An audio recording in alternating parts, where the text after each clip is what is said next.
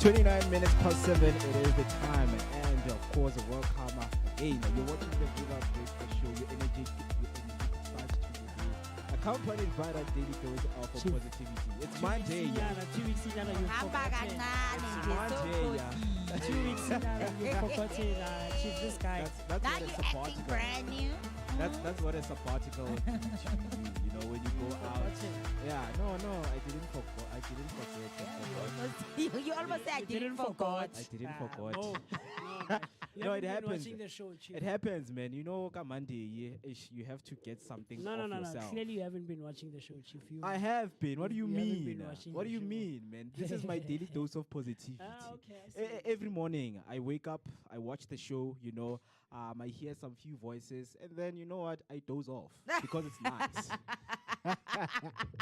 Because it's good. Because it's nice. I Right? doze off. Wow. But Thank yeah, you. man, guys, it's Monday. It's time to recharge, to reset, and refocus. Because you know what, the week is only strong as how you choose to start it. Yes. And we choose it on a very high energetic note. Good morning to you, wherever you're watching from, man. And welcome to another exciting episode of the Vooka Breakfast Show. I hope that you guys are going to be with us throughout the show. And you know that if you want to get in contact with us or just be with us on our social media, we are Vooka Breakfast Show all through social media platforms, right? And if you want to dial us in to send us your voice note or maybe send us a picture of how your morning is looking like, maybe sunrise, sunshine, if you prefer to call it like that, you can do that by sending us your picture on 0604933226, 0604933226. But you know that I am not always alone. I have the team with me right here. Teamwork makes the dream work. A very good morning to you guys. I hope that you are feeling, optimistic towards this week. It's the last week of August, by the way. I know, right? I know, right? And we're ending it in style just as we started it off in style. So, ladies, if you have ever wanted to be the muse, a face behind a brand, stay tuned because something is coming right here on the Vooka Breakfast Show. And it's especially tailored and made for you. And but of course, if you don't know, now you know. My name is Utisika Mazibuko Shabalala, your prime cut creative and positivity dose of the day. Umam Shengu omuhle. Indlovukazi yabantu. Umwela sowawela ngeibuko ngithi kunina bayede. Wherever you were listening and watching from. What is wrong? She fell. She fell. Wawela ngeibuko. Ngebuko. Yeah. Dibuko de dile ga dina go tseo. Bathong. Let's think of it in the context of Are you about to argue my clan names No, right I'm not now? arguing them. Mo, Ke Mazibu, please right help here. 3 there. What's there? Oh, Number three. Mazbugo, Number do you three. know? Three. No. There we go. So let's Agazibu. let's think of it in. I'm not arguing them. Yeah. So think of it in the context of Shaga Ilembe, right? Yes. Right. So that's where like the derivative comes from around that era and the time and when like the Zulu Nation was being created and stuff like that. So Dibugo nedile ga gana go ew. They were trading, weren't they? Remember? No, gana go ew like No, but they were trading, weren't they? So Umazbugo was a great what can I say? Not a healer. Oh yeah, a healer, the greatest healer. Okay. And ubega healer ngeibugo. Literally. What is a mirror? A mirror kasi Zulu is Bugo. Isbugo. Okay, oh, I so- see Dibugo.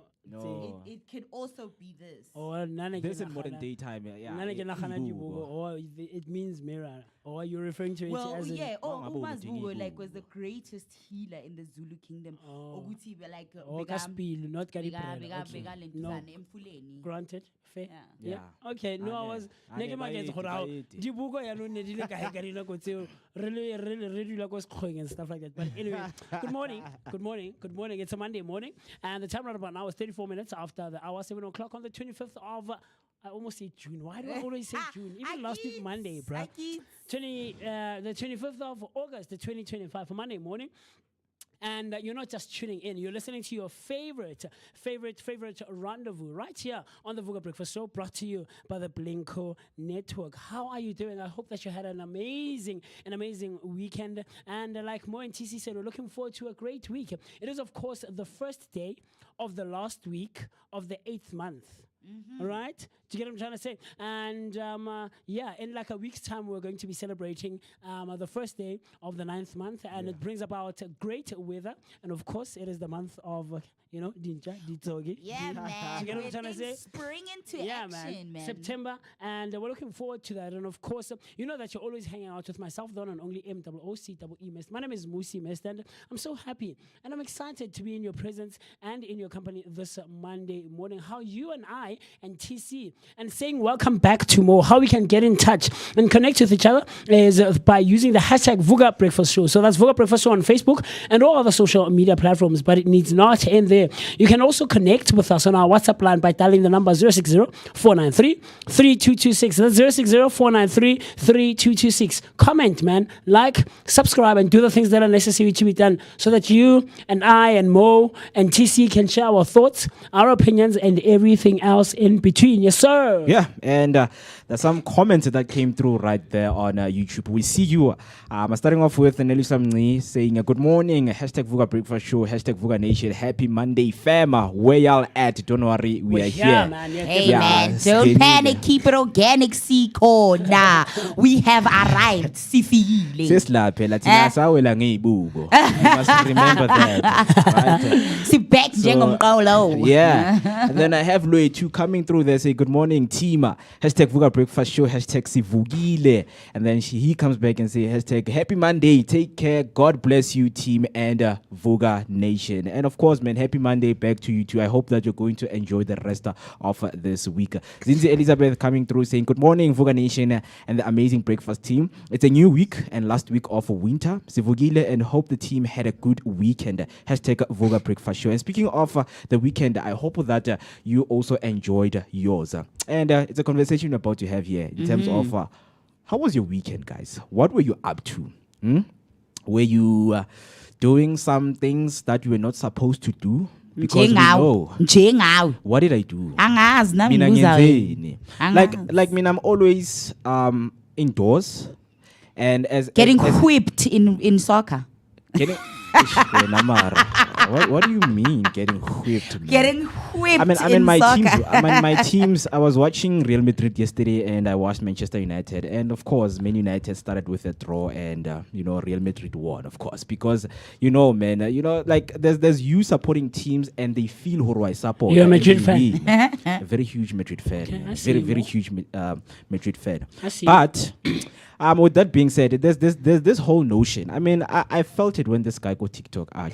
Some of us, we are not introverts because we want to. Sometimes you're an introvert because you are broke. You cannot go outside. You're extroverted. Yeah, I mean, like, dog, your money doesn't allow you to go to places where you want to. So you rather stay inside and say, you know what, I'm a good guy, guys. I don't like going outside. But good, money will change you. Honestly, will money change you? Like, if you had 100 grand right now, or getting 100 grand every week. I'm kidding. Will you be 100 grand every week? Okay, if I was getting it every week and it was, of course, like, will you become not that the same I'd act brand new, but obviously certain things about me will change. And it's not. I'm a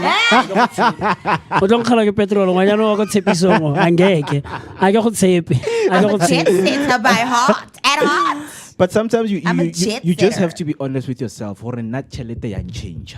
Like when I have money, I change. It's not a bad thing. I mean, and that's the thing. We know that Nigerians are in Africa. They're known to be very prideful, boastful people. Yeah. Like we see Burna Boy. He calls himself the African giant. Exactly. You know what? They're not about like this humility and thing that we teach ourselves. Lives antiquity. When how are you, boss? Me, my friend, I am a bit. I'm the big boss, big boss, and they want to be called big boss. Yeah. You know, Nina, Big man. yeah, boss, you know, you guys are doing great things. No, with we're Vooka. trying, man. No, we're trying. Yeah, no, You know, we're trying. This You fake know, humble. So No, yeah, it's yeah. not Don't be- humbleness, No, man. what is it? It's not humility. It does sound like humility to abs- me, like fake humble. Like No, not like fake. Joe, No, like, when okay. one executes humility is not fake. At least when I do it. Okay. You know, I think I fancy myself as someone who is naturally humble. Do you get what I'm trying to say? But when I say I'm trying, it's not to downplay the work that I'm putting in the various spaces that I'm involved in. It's just a thing of I don't want to feel and tell myself and tell the universe and give off a sense of I've made it.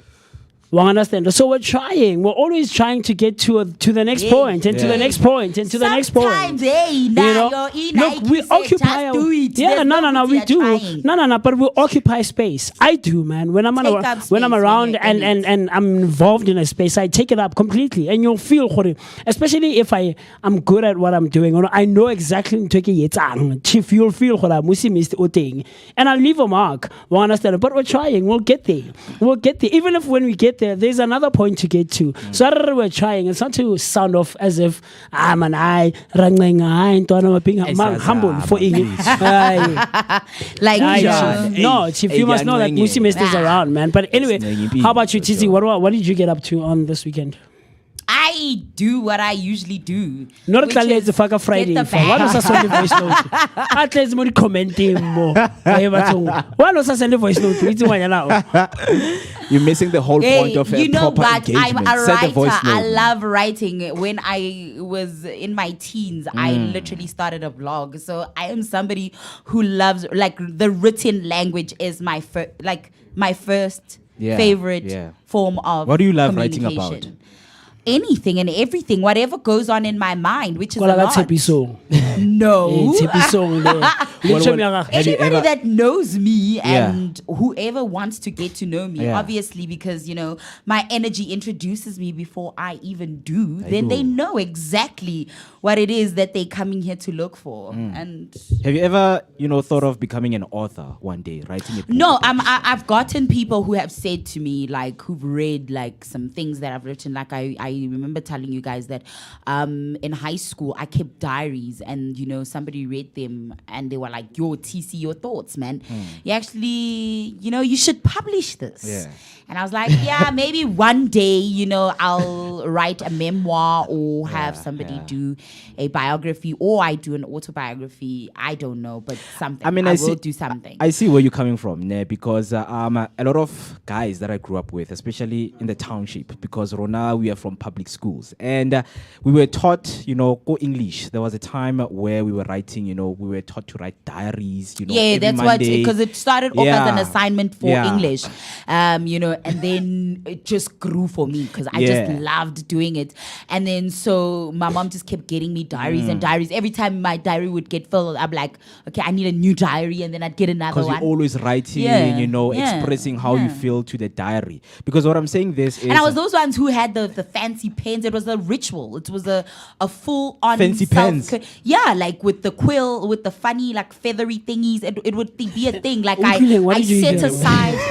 What did you hear? Fancy pens. No, I get it. I know how fancy it's because we are now used to steal pens. You're one of those. Wow. Yeah, I won't hide a it. criminal. Yeah, because I was taught to be a Smooth criminal. criminal. Yeah, because they taught me how to be a criminal. If you steal for me, I'm going to steal for you back. Understand? So the reason I am bringing this up is because I know a lot of guys who are discouraged to write. Right? Because I had a friend, when we were The only writing... thing I was really afraid of was my mom finding my diary and reading it. So there was one because, where I get the girls, one with man, the lock. And I would put them only where I would know where they are. So it was a thing. Like, Girls write hey, my weird stuff. intimate thoughts. My thoughts. And then my poetry. Her intrusive thoughts, man, hey, that's something that you do not want to explore, Shem. Don't. Mom, we're going on a date, okay? Oh, wow. We're going on a date. You are one of those girls. Yeah, I mean, for you, to become this expressful writer today, it's because Expressive writer. Expressive writer, yes. So now, my friends, there was a time where he wrote a diary and he was like, I feel like I'm in a box. Yo, Mudimoka. That was the last time he wrote because we laughed. Wow, you see the things y'all do to people. It's that thing. Every time they're going to remind you, where now, Mr. Box? Because this is how guys are. You guys love languages roasting each other. When we contribute down our challenge, it's like, it's because you are in a box. We don't blame you, my friend. So yeah, because Yo, it's a box. How like your box, in box. I mean, that's why you would say I would never write. I would never write it. My thoughts remained in my mind. I would never, because as guys, man, I tried it. I tried being. And this is way after high school. A couple of years ago, when I watched Vampire Diaries. Yes, Vampire Diaries. And my goodness, I used Stefan. to love those. Stefan. Damien was the one I liked. The bad boy brother who low-key is just somebody who wants love. Nah, but he was selfish. Okay. Damien and that girl, Elena, they were selfish. And, like Elena, it got to a point where even as a person, generally, like I didn't really like her. Even in her other roles, I would always revert to her role as Elena in Vampire Diaries. But anyway, Stefan in Vampire Diaries kept a journal as well. A number of journals, because he was born in 1918 or something like that, 1913, right? Yeah. And they've been alive for almost 100 years and stuff like that in the series. So I was inspired by that, because years later, as he's dating Elena, or he starts dating Elena, Elena, the Salvatore. Is it Salvatore? Yeah. The manor, she runs into. She bumps into Stefan's diaries from back then, and this is before he became a vampire. And she starts reading them, and he was writing about his life and how life was back then in the early 19th century and stuff like that. So that was very intriguing for me. So I tried, but I came to a point where I realized, well, it's not really a thing of mine, But now I've always seen it as, you exploring someone's world by reading that. Yeah, no, yes, definitely. Like, it's very nice. Even though you feel like intrusive. It's not. It's intrusive. For me, as the writer, the keeper of the diary, and then you read my diary without my permission. There's a part of you. I didn't ever. Nah, I just feel like you went. You intruded. No, you every invaded time when my you write privacy. a diary, there's a part of you that feels like, I wish someone could read this so that they can understand who I am. Because the things that you write about is the things that you experience from day to day. Yeah. And sometimes it's things that people don't get. And when you write, you take time, and you write in detail, or no, this is what people do not understand with me. But then when Mo gets to read, like, oh man, TC is this kind of person. Ah, my goodness, I'm so sorry for treating you the way I was treating you, because now I got to learn and explore your thoughts, in a way whereby I could sit down and read. Because sometimes, interpersonal communication is like, and generally, I don't think, I assume that when someone is to read your writings, your journals, I don't think it's with the intention of trying to invade your space or intrude in your thoughts and stuff like that. It's just intrigue as opposed to invasion. Do you get what I'm trying to say? So when I come across it, I'm just curious. I'm interested. But I don't dispute the fact that, or I don't discard that there are people who would read it or want to read it with the intention of just being nosy. Yes. There is that element. We can't ignore that. But I don't think generally intention it's just intriguing. TC keeps a journal. Let me see what she writes, Yeah. So, man. But I used to lock mine. So I mean, Vele, you get discouraged because sometimes you really like, I was bathed. Yeah. I mean, a box. Until you come across something about you that now you didn't know the other person thought, About and now you, suddenly you're making it all about you, and now it's like, but and it's like going through someone's phone. But anyways, Asiko Lapo, obviously right here on the Vooka Breakfast Show. Ask me what I did on the weekend. I was supposed to. you want to know? This lady. Ask Easy. What did you get up to on the No, weekend? not every Monday. It's all about you. What's episode? Aye. What did you do? What's episode? Or like any intrusive thoughts? Surely no kusnamhlaka. The only thing, actually, they've been keeping us, the lights up. Yeah. Yeah. At least, Chef. Bye bye, Zamane. Thank you, Mr. McDonald. We see you, Mr. McDonald. Man, Namo, I always come back with stories. Yeah. Every after the weekend. But this weekend was a chilled one. I don't have much. But I was celebrating my niece's birthday yesterday. Aww. She was turning 3. That's cute. Yeah, Such a man. cute She was age, turning man. 3. I feel like She's past the terrible twos I feel and like going. I feel like each and every week, man, Musi is celebrating someone's You birthday. ain't nah. Chief, man, how long When you just think, good Yeah. to me, there's only Yeah. select birthdays in some months. Yeah, we'll go the whole month. Also, Not Namo to having celebrate one her birthday. birthday. We Yeah. like, 'cause, Yeah, man. I mean, unless you're talking of Facebook friends, of which like most of those people, I don't know them people. Nah, man. Like but most of them, no offense. I mean, I love y'all, but I don't know. and ba go shebile ba go unfriend a content ya gago o tsere dinepe tlo di postileng la postana for go TC a fetsa o tla mmereko go tlo khoma mo so kare. But anyway, yeah, man, Saturday was chilled. Just hang out with friends way later. I tried to relax because man, the weekend it's ongoing. It was just one of those. Remember, for most part of it, we were just lethargic and the ambience, the energy was not giving, man. Yeah. So Saturday I tried relaxing, and then yesterday, it was the celebration of my niece's birthday. She's so cute and a little 3-year-old. I'm like, look at this lady, bro. And she didn't have an idea, but she blew out her candles and stuff. And the Babatli said, jump. It was cool. So Makes you want to be a dad. I know. I as an uncle already, chief. That's no. For now, no. Being an uncle and a godfather is all I can take. Right It now. is. Yeah, it's adequate. But yeah, man, talk to us. What did you get up to this past weekend, as it was the second last weekend of the month, right? Yeah. And we're moving into the spring season. But I know, TC, that you do have things that happened over the weekend. What do you want to talk about this morning? What do you mean I have things that happen? But before we over do the that, weekend? man, let me just go through the comment section Yes. and, Sir. I just see what are people saying right there. Before we do the news at 8 o'clock, just to get in touch what is happening all around in the world or in South Africa, right? Zinzi comes through, say, welcome back, son of Mother Nature, and happy that you and TC are much better. Hey, ngiyakulwa Nkosi yami. Yeah, there's Puma Timon winter, man. The way kukubi ngakhona, people are happy to see us because you'll never know Nkosi yami, right? And then saying, Mr. Mist, happy to see you, my brother. Can't wait for the jam pack show. Sianitanda, Nati Sianitanda, guys. We love you. And then Tebing comes to say, happy blessed Monday, Vooka team, #Vooka Nation. Hoping that you had a wonderful weekend. We had. Thank you so much. And we hope that you also had a wonderful weekend, Mam Timbi. And then saying, I'm happy to see King Mo. Praise God. Amen. you know.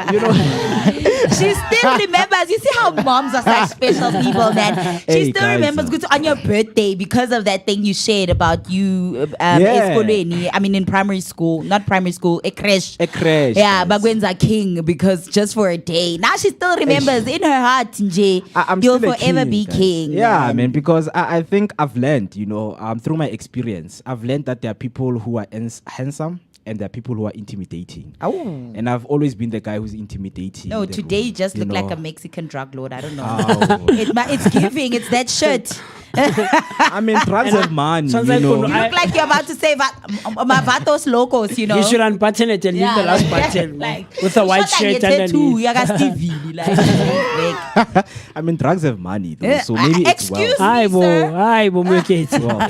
They're But- ruining people's communities and lives. Yeah, and we need to fight them. Ish, they're bad. But you know, the experience that I had, man, because I remember when I was at the hospital, you know, this nurse asked me what I'm doing, you know, and I told him what I'm a presenter. Like, because each and every time I have this experience, each and every time when I tell people about what I do, they're like, when you start telling about fast beat, like, why is it the first thing that you always think when someone is a presenter? Like, yo, okay, but you know, like, okay, this is what I am doing. And with my experience, because there was this guy, was it Helen Joseph? I don't remember his name, the white guy who was complaining about the state of the hospital. The state of the hospital, right? Yeah. Tom. So I got to experience, because sometimes you stand here and say, no, man, people must be patient until it's you. And it was me last week, right? And just guess how many hours I spent at the hospital just to come there, consult a doctor, do screening and everything. I remember just guess how many Steve and hours. 18 hours. Steve and I called you spent around 14 hours. Steve and I called you around 10 again in the morning, Yeah. just after the show. Yeah, Exactly. come on, 2:11 or something. And that's after I was done doing the triage, right? Where they check your, you know, your sugar levels, you know, your blood BP pressure. and stuff, yeah.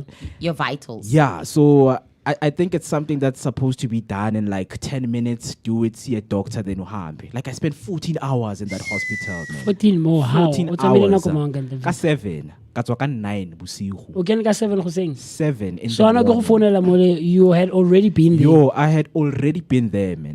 That's crazy, it was man. 3 hours since I was there. So I was there and I experienced, man, when people say, It's like a 9. 9. No, that's Bosigo. crazy, man. No. 9. Because there was a time I was like, you know what, doc? Can I come back tomorrow? And I was like, no, man, your file is just here for review. So we're just going to do a quick review and then we'll let you go. And then I stayed another 15 minutes, Mudimuaka. No, that's crazy. And there are people, public hospital, man, there are people who stay on the line while, like, Baswa. emergency. Yeah. You know, Yeah. people are getting feeds right there and you are watching and there's nothing you can do. And the kind of go number was like, hey, nami kudala ngila mfethu. Cabanga ubheka umuntu ashawa ama-feeds. Traumatic, bro. That's why I say, man, going to a public hospital in itself nje, is a traumatic experience. It requires counseling for itself, nje. No, but yeah, you Aye, know. man, let's work hard, guys. Hey, Aye. We want to go medical, in and out. I get it, that's why. Relative there's- net care. You know, ambulance in PPZ. But Mr. Mo, are you good? That's how I've always said, guys. Like me now, I've been fortunate because with life, man, I've had experiences where, you know, I've experienced well-off life where, like, you know, it's convenient, it's flashy, it's opulence, it's grandiose. And I've also experienced, like, despair, not having, lack, absolute dust. Hey, gooby, Almost you a know, full cycle. You understand? Yeah. So I've lived a well-rounded life, I would love to say. Yeah. You know, so it has shown me a lot. Good thing. I remember being, you know, having gone through an episode and then getting booked at Brenthurst Clinic. You know how the nurses and the doctors were caring, and then having had a breakdown and being admitted Eliratong and seeing the difference in treatment and thinking, you know, I've had an experience. Thinking, you know, uzofika lapha, and they're gonna give a F about your feelings. Aye. And I got fainty someone. No, guy Nobody fainty give a- because nobody cares But about your go for feelings. Panado. a couple of months ago I was in the hospital. Remember when I had the ear problem? Yeah. Not the hospital, the clinic. This was my first time going to a public clinic, you know. So just like you just mentioned, going through that experience for the first time. Like you've heard people talk about this, but we're now also experiencing one to one. So we're there, more lining, until fall, reza. Like you mentioned, this lady no more, she's really sick, you know, really sick. Not just before and it's crazy, guys. Like ofola kholo holonka di vital. Then after the vital, ofola holo bona doctor. You know, so that's crazy. But anyway, so she's sitting there. So we're just about to get in, so that they can check our vitals and stuff like that. And she vomited. She vomited. Teng mo lining mo just in front of everyone, and then people are like, mama. These nurses, these staff, some, but they're not attending to you. Same thing happened to my mom. Hey, like she couldn't breathe. If it wasn't for this one nurse, and that's the saddest thing, Uguti,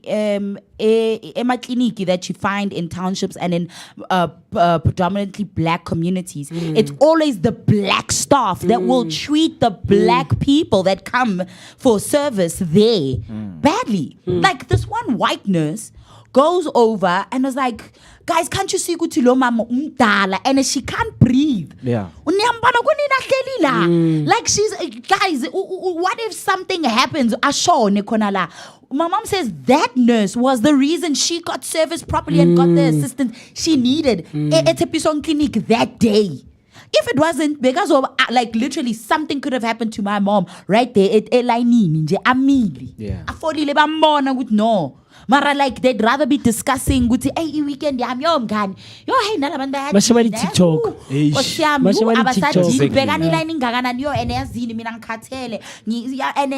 understaffed. And the one nurse I remember going itireleng clinic here in Dobsonville, right? Yeah. Because they have a mental health program there, right? That I attend.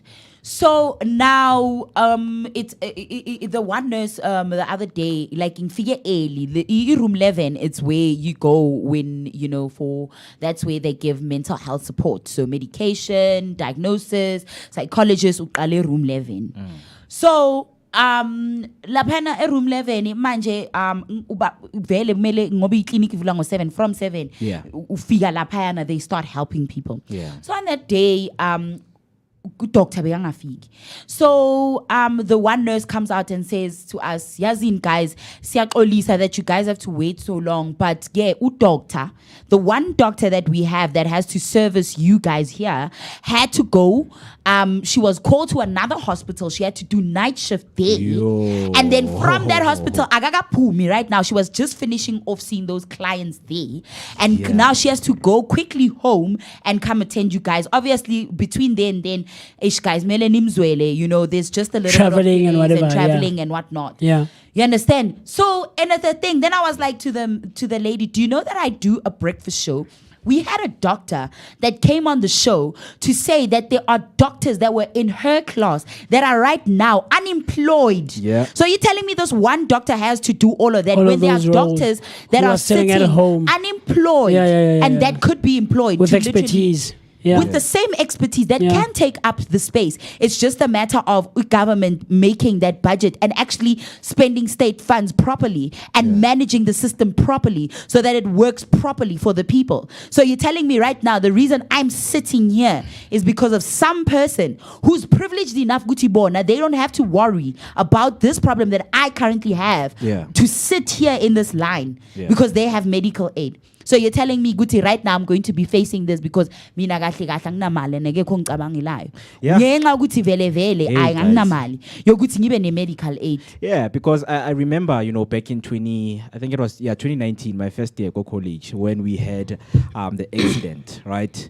And the first respondent was Netcare, you know, to take and in 2000 something I remember having and while you are there we are bleeding. The first question, do you have a medical aid? Bro, exactly. It's like you are bleeding there and it's like, guys, can you just please focus on, you know, maybe mofe bandichi aipumule. You are there. Yo, do you have a medical aid, Buti? Abuti, do you have a medical aid? Abuti. It's crazy that you have to go through like that.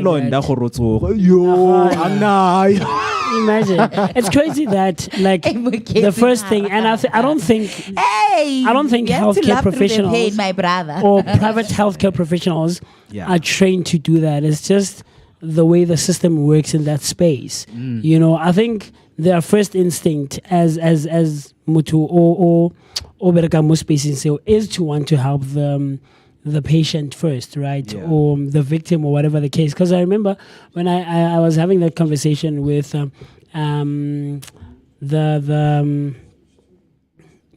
I give a man those guys that lady Ole ko show but the ambulance kind of a bit of a TC. What do you call those people?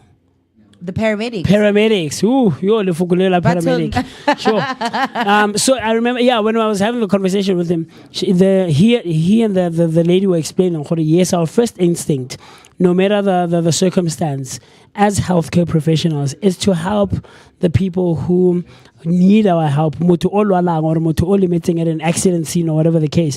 But unfortunately, in the private sector, the first thing to consider how they are trained or how they are told to conduct their work is to ask, can you afford this treatment? Yo, it's crazy, bruh. Like mutu so like tsonzo mozo unale chelete. Unemali Chief, no, we man. can't touch you if you don't have money. Yeah, your life is not valuable if you're broke. Yeah, but let us know what you Anyways. think right there on the comment section. I see Kiyama Shao comes to saying, sadly, our public hospitals Osaka. are so Hello, understaffed. Kia. They really are struggling with the volumes of patients. And it's true because where I was, they told us that there's only 3 doctors. So they have to attend to those patients who are in the emergency room, the ones who are coming in, and the ones who are on the line. So nurses were like, doctors were working, and that's why it took time. And you know what's so sad? Today, this morning, when I was on, our socials, I saw that Dr. Khatija Ghani, that the doctor that we had here, she's admitted. She's in hospital. So imagine you're the doctor and you're in a hospital, and then imagine like Now you're on the other side. You're having to Yeah. experience the side of being a patient. Yeah. in the system. Yeah. It must be a little bit scary knowing the pressures and the workload that comes with being a doctor in the South African healthcare system. But anyways, of course, right now it's about 5 minutes past 8, and I know Mweketi has the news headlines with what's going on in and around Mzansi. As we have been discussing the things that are weighing heavily on our minds as South African citizens. He's going to give us what's going on in the news, and of course with your sports, highlighting and showcasing the sports headlines from over the weekend. And of course then we're going to go into your traffic update and maybe letting you know what's going on with your money, with the financials. But of course for now, let's go take a quick young break where you can go grab whatever hot beverage you have, and of course the little patience that you have left for this morning that we are going to add on to with your daily dose of energy, for your daily dose of positivity, for that energetic start to the day. Don't go anywhere.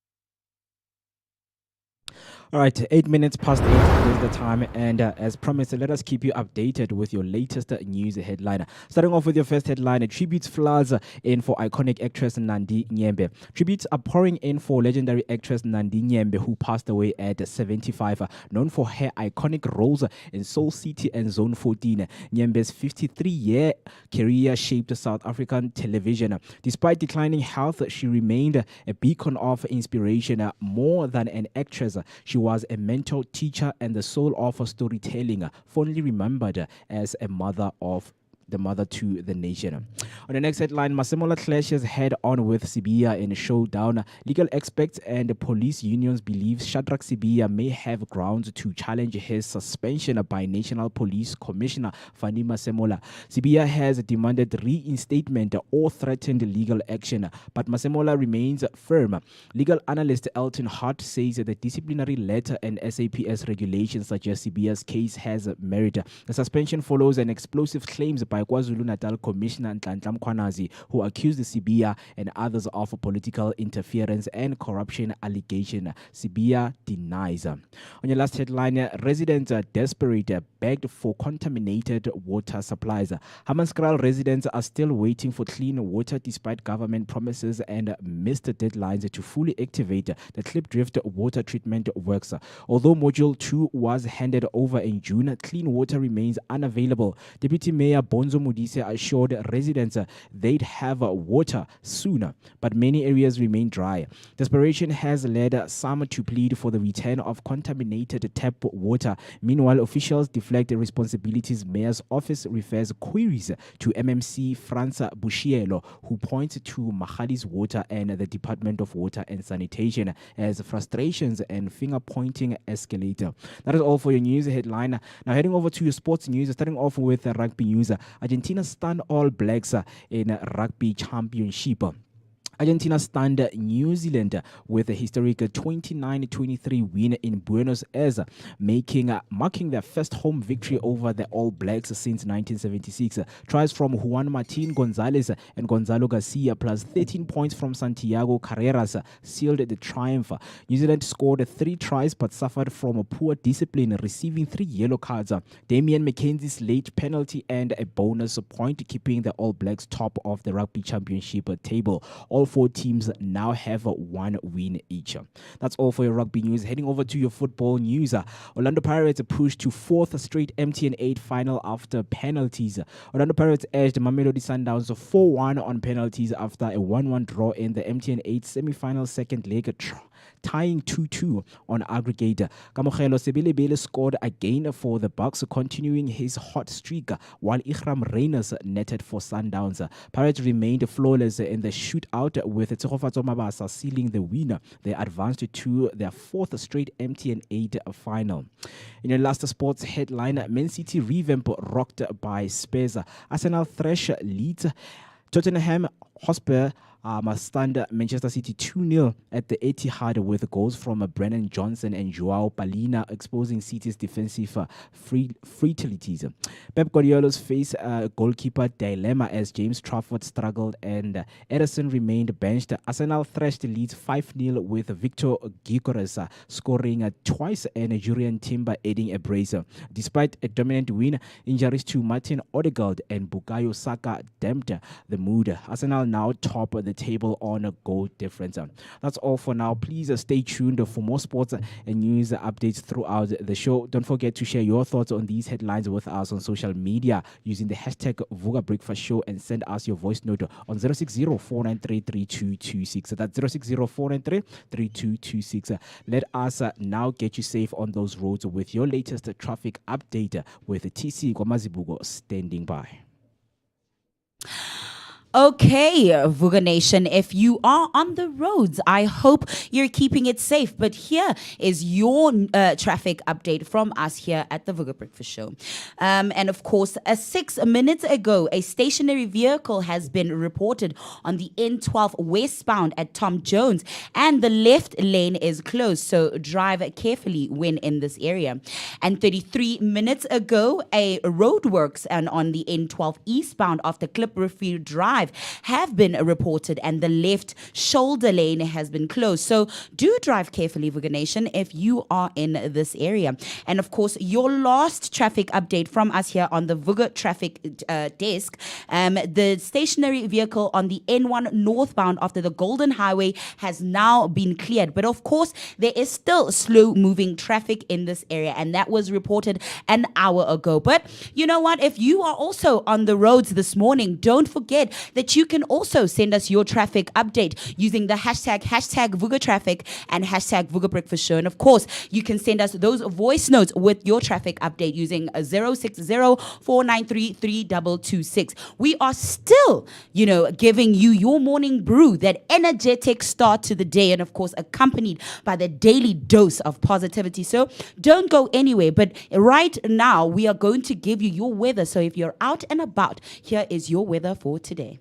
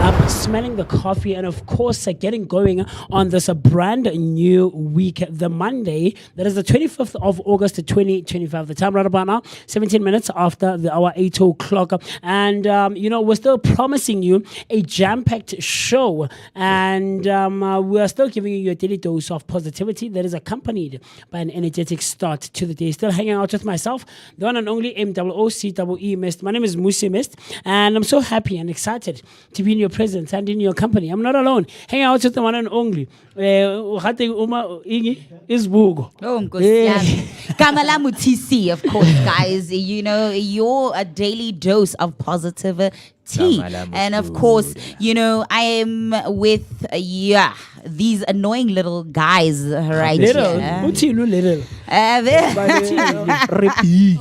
Little. Big.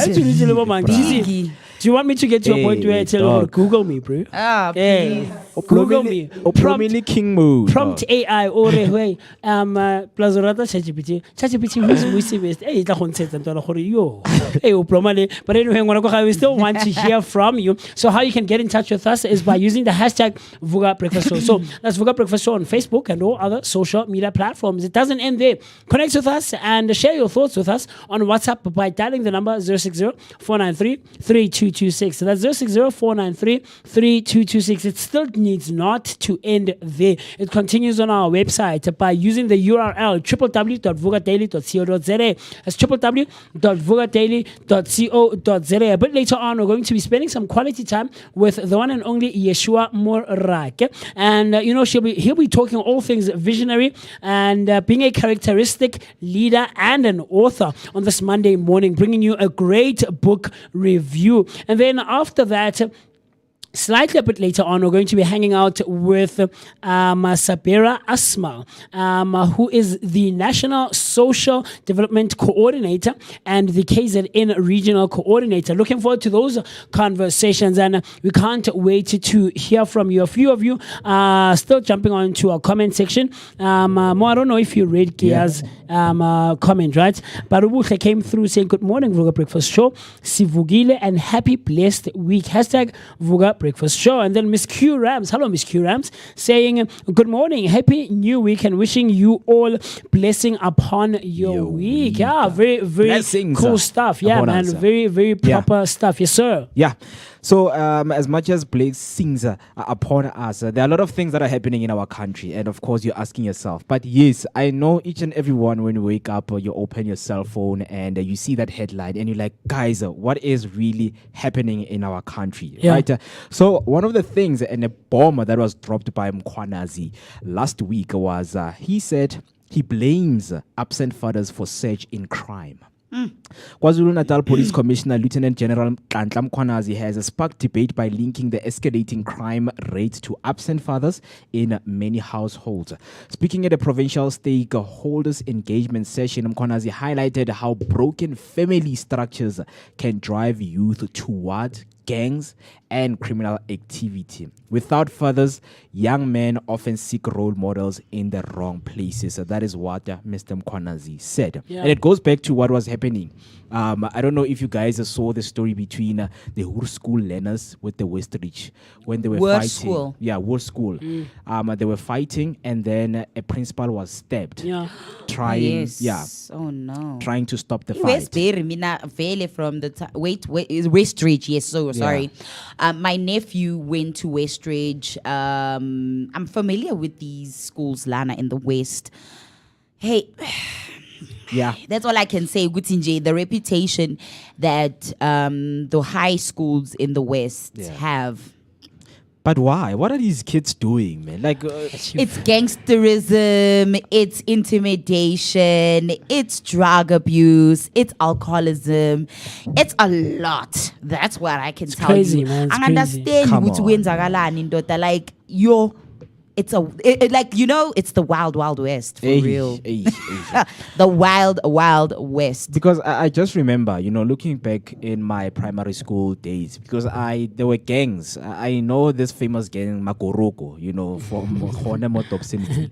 I mean, these guys, a lot of them were, it was more of territorial fights, when if you belong in a certain maybe street or a gang, you're not supposed to pass here. Yeah, to walk. There was even this notion back in 2016 and 17 that if Okenako fought, you're not allowed to date a girl from GK. Oh yeah, I mean, yeah. Yeah, it's Isa Wesabi. Yeah.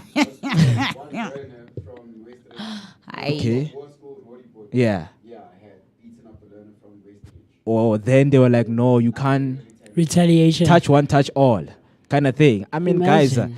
these things, as young as you are, I believe that these things should go to report them to your parent to say, no, man, this boy from this school, has beaten me or has done something to me, so that it can be, handled in a proper manner. rather than you telling your friends, because your friends are like, if they touch you, my dog, they also touch me. Imagine. Then they go violently, then somebody gets stabbed and someone dies right I mean, there. there's in the another video situation. that I saw last week. I thought I'd be able to share it, but I'm not finding it now. Yeah. This learner was ready to go toe to toe with a male teacher. Imagine. Like ntwana mfethu bo meme ba bang ba bolela lethama or well grotmane gore hi baleka Yeah, it's become a norm that like teachers are afraid of learners. now, like imagine what world or what time are we living in? So this boy ba mo khalema and like o khalema ke batho ba batona. He goes, yeah, mem ngicela ngijwayela lo. Namhlanje sizobonisana mina naye ngcono sishayana. Yazi mem phuma kimi.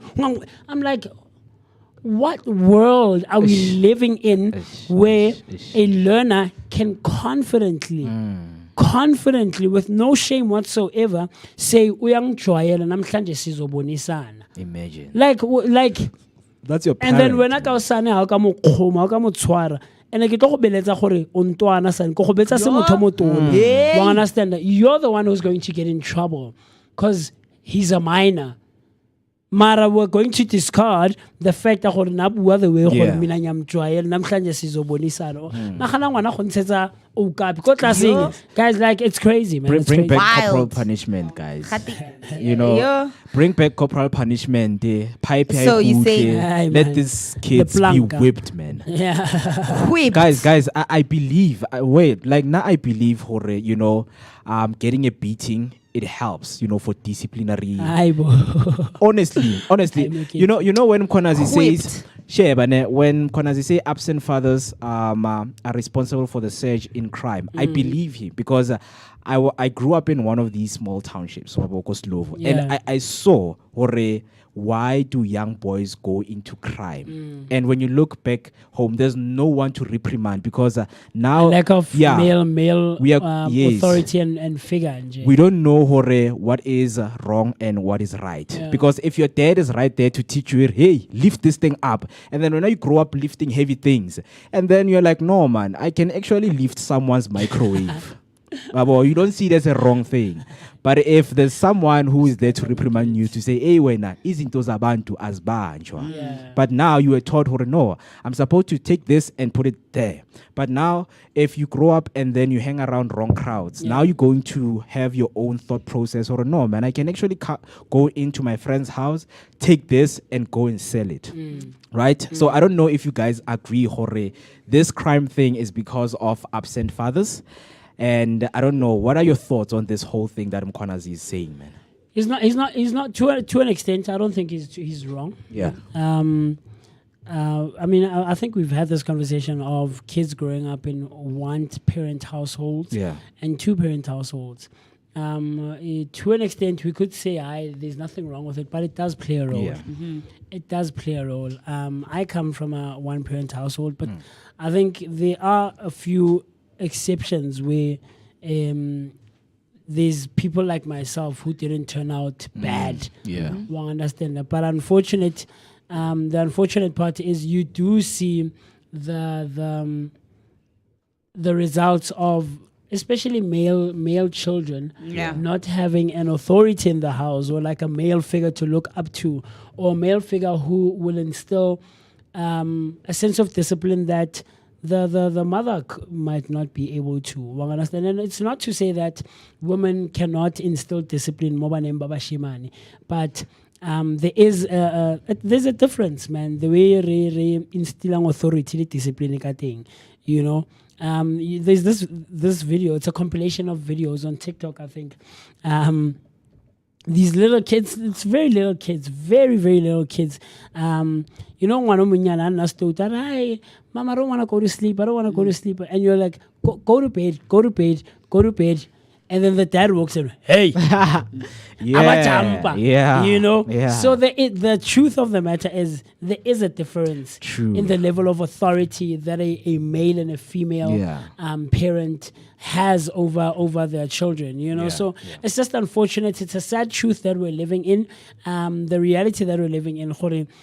These young boys, they don't have, most of them don't have great male figures and authorities in the household, and unfortunately it turns out that they want to go look for them outside. Outside, yeah. You understand? And they direct them or put them on a path that's not so great, that is filled with disrespect, crime, and all of these things. So to a certain extent, Untantla is not wrong. Yeah, I mean, this, what you're saying, it reminds me, of my friends when we were growing up. Yeah. Because I think till this day, the reason I'm not smoking is because of how my father said it. Okay. He was like, if I see you smoking, I'm going to kill you. Until this day, I think I'm going to grow up with those ways. Mentality. But yeah, nakia hopola, when as kids growing up, it's like, Ntwana, except so was ungayendlini and you ask ukuthi umama kuzokuchika. And then one guy would say, Ntwana you ofila rasa. Because it's always the with mothers, they always reprimand, they yell, and then kids get used to it. Or no, man, actually my mom is not, disciplining me, like I'm going to get beaten. Yes. They just yell, and you get used to it. Yeah, I often so rasa. Understand? But that is what Mr. Mkonazi said. I just want to hear from you. If you have something to say, man, you can send us your voice note on 060-493-3226. That's 060-493-3226. And you know that from day to day, we give you what we call our daily bread, which is a today in history. Looking on things that happened, significant things that we can look into, what happened back in 100 days, 50 days back, 50 years back. We've got you covered right here with the best history lesson that they robbed you of in high school or in primary, right? But let's get straight into it. The first one that we have right here, in 1997, Welsh rock band Stereophonics release their debut studio album Word Gets Around. Released on August 25, 1997, Word Gets Around marked Stereophonics' gritty entrance into the UK rock scene, capturing everyday life in their Welsh hometown in Aberdeen through vivid storytelling and raw emotion. The album climbed to number 6 on the UK albums chart and featured standout tracks like Local Boy, In the Photograph, 1,000 Trees and Traffic, which became fan favorites, with frontman Kelly Jones' evocative lyrics and the band's punchy sound. It's often hailed as the most authentic and beloved work. Very interesting. And then on the next one that we have right here, in 1998, The Miseducation of Lauryn Hill, debut album by Lauryn Hill, is released. 5 Grammy Awards, including Album of the Year, Billboard Album of the Year in 1998. Released on August 25, 1998, The Miseducation of Lauryn Hill was a groundbreaking fusion of neo-soul, hip-hop, reggae, and R&B that redefined what a solo female artist could achieve in music. Written and produced largely by Hill herself, the album explored the themes of love, identity, motherhood, and spiritual growth. Inspired by her personal journey and break from Fugees, it debuted at number 1 on the Billboard 200 and sold over 20 million copies worldwide and earned 5 Grammy Awards, including Album of the Year, making Hill the first woman to win that category as a solo artist. Right? And then the last one that we have right here is on 2013, 30th MTV Video Music Awards. Justin Timberlake, Taylor Swift, and Bruno Mars win. Held on August 25, 2013 at Brooklyn's Barclays Center, the 30th MTV Video Music Awards saw Justin Timberlake dominate the night with 4 wins, including Video of the Year for Mirrors and the prestigious Michael Jackson Video Vanguard Award.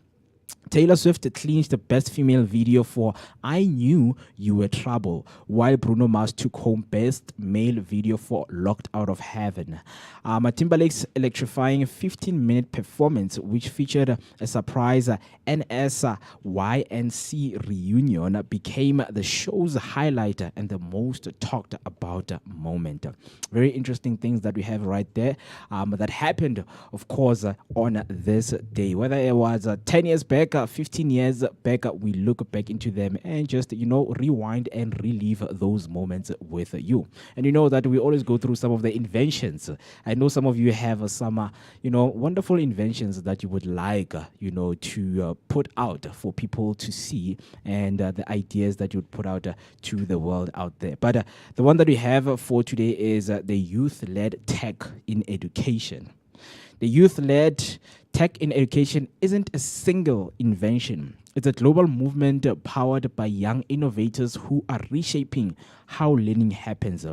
From Kenya's edutap.africa, founded in 2018 by 4 young men to close learning gaps through virtual STEAM classrooms and robotics programs, to Indian entrepreneurs revolutionizing ed tech with AI-powered personalized learning platforms that reach millions. These initiatives are democratizing access to education. Young creators are using tools like gamification, mobile apps, and AI to make learning more engaging, inclusive, and adaptable. Even in remote areas, their work proves that innovation doesn't wait for age or permission. It thrives where passion meets purpose. So that is the invention that we are looking into today, which is the youth-led tech in education. So looking into the calendar and the number of days that we are into the year. Today is the 237th day of the year and 238th in leap years. Number of days that are remaining, we are left with 128 days left. That is 128 days left and 17 weeks remaining. And I remember saying some of the people need to go to Sanka.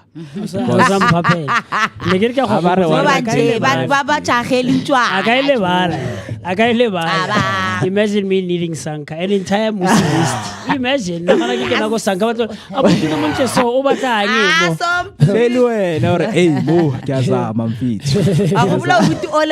All omuntle otileng atali what a faster pasta mangi Dave Barber. But yes, I get it for months. I'm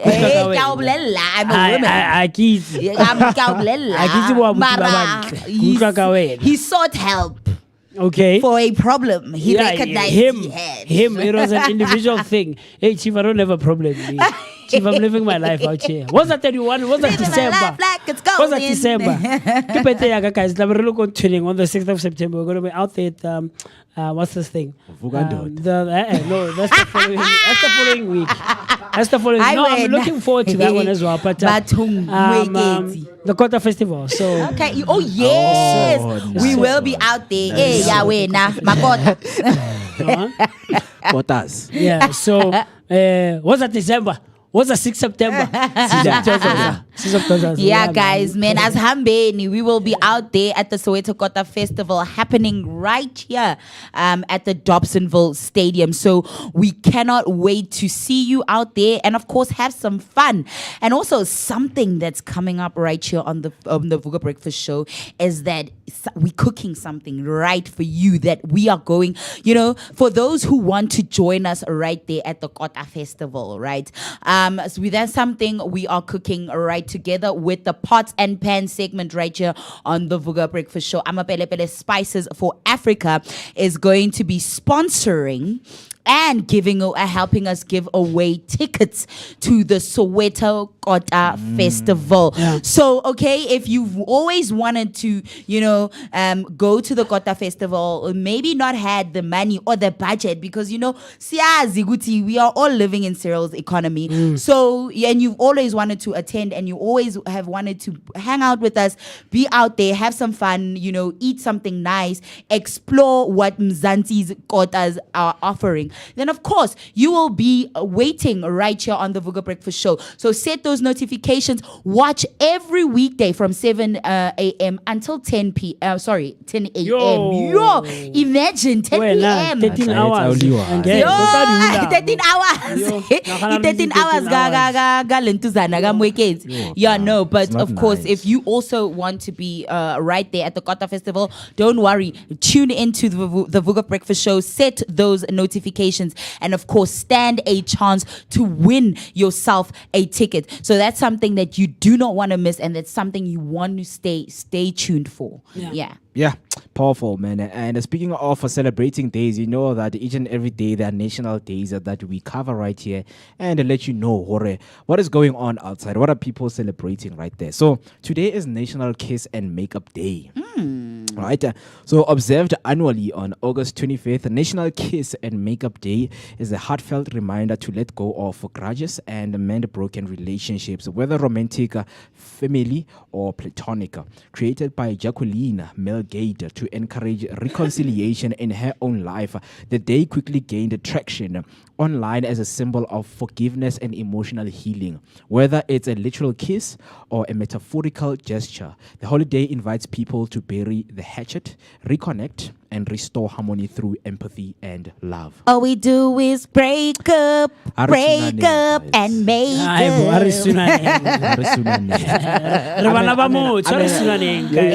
You know, I mean, with kissing, now I grew up, like, no, Mina, for me, it's a thing of, I forgive you, but please stay right over there. Like, stay over there. I forgive you.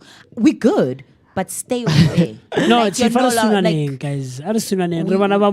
Yeah, I mean, I believed, friends do kiss each other. If I have like female friends, I would have to kiss you because you're my friend. I love you. You my have friend, to. Kiss me where? You'd Kiss have you, to. kiss you on your lips, kiss you on your Ungazongihlanye. on your cheeks and things like that. I mean, Your what? I can On we your cheeks. yeah. Hey, Moketsi. Let's just kiss, kiss, Yo, kiss. hey, no, no, What's your no, name? you guys say things in Why? anyway. Guys, why Moketsareng. We're kissing cousins. Moketsareng. Hey, he wants to kiss the cheeks. Yeah. Ooh, hey, la, bua, mo show. but Hey, hey. kissing is not always horror. No, guys, it's for only people who are dating. No, like if we are friends, we can kiss. Cause Okay. you're going through something. I'm like, you know what? Let me Maybe kiss the best comfortable way. Maybe the best comfortable way to make you feel good is to give you a kiss. Because kiss. Moketsi, no, listen. No. Wow. Honestly, Oh, now with my friends at high school, cabanga, you couldn't even hug someone. Wait, that's all. Mang. You Ke mo hagile. Eh, Mosule. Mosule. kiss your friends, guys. I mean, it's National Kiss and I get Makeup. a poster, I mean, man. making up is like whatever that happened. Whatever happened, my friend, Thank in you. the past, because now I had a best friend in high school, Okay. right? And we hugged and we kissed. And it was not a bad thing, Okay. And I believe that people should practice that so that they So cannot think, even male friends. not male. Yabo. So then you The can't way say ni But- bias but- ngakhona. No, I mean, I get guys, we do kiss more maraming. Ukila bona in Europe, Oh, okay. when they greet you, it's like, Oh, okay. I'm fair to. Yeah. okay. What do you call that kiss, man? Which one? That, Yeah, there. Yeah, it's just greeting. it's just a form Salutations. the chanting. Yeah, guys can Hey, do what? that without saying, hey. Understand? Okay. But I think if you have a female friend, You want to have kiss a them male on the- friend, You want to kiss them on kiss the lips. them, bruh. If they're going through something, because I believe already, a kiss. Moketsi wa mpola, eh. Monday. A kiss is one of, a gesture that helps someone to heal. You understand? Just by kissing someone there. Like, if there's nothing wrong, why do you have to only kiss your partner? You don't have to kiss your partner. It's a king make it. Understand? Hi. Akuyabona ore. Ubuyile. No. Ubuyile ngama advisor bheke eceleni. Hi. Peaky KK Blinders. Blinders. Which one? Ikiss your Peaky Blinders. I'm saying smoosh your friend. bruh. Hey. Because they're in a bad state. Okay, let me say right now, your friend is in a bad state. Your friend is in a bad state, right? What's wrong with kissing them? It's not like we are in bed. No. Kanti lona, what do you No. kissing lona like mixale a? Because No. it's just a normal kiss. Because there's a mba. That is called the baby kiss. Mba.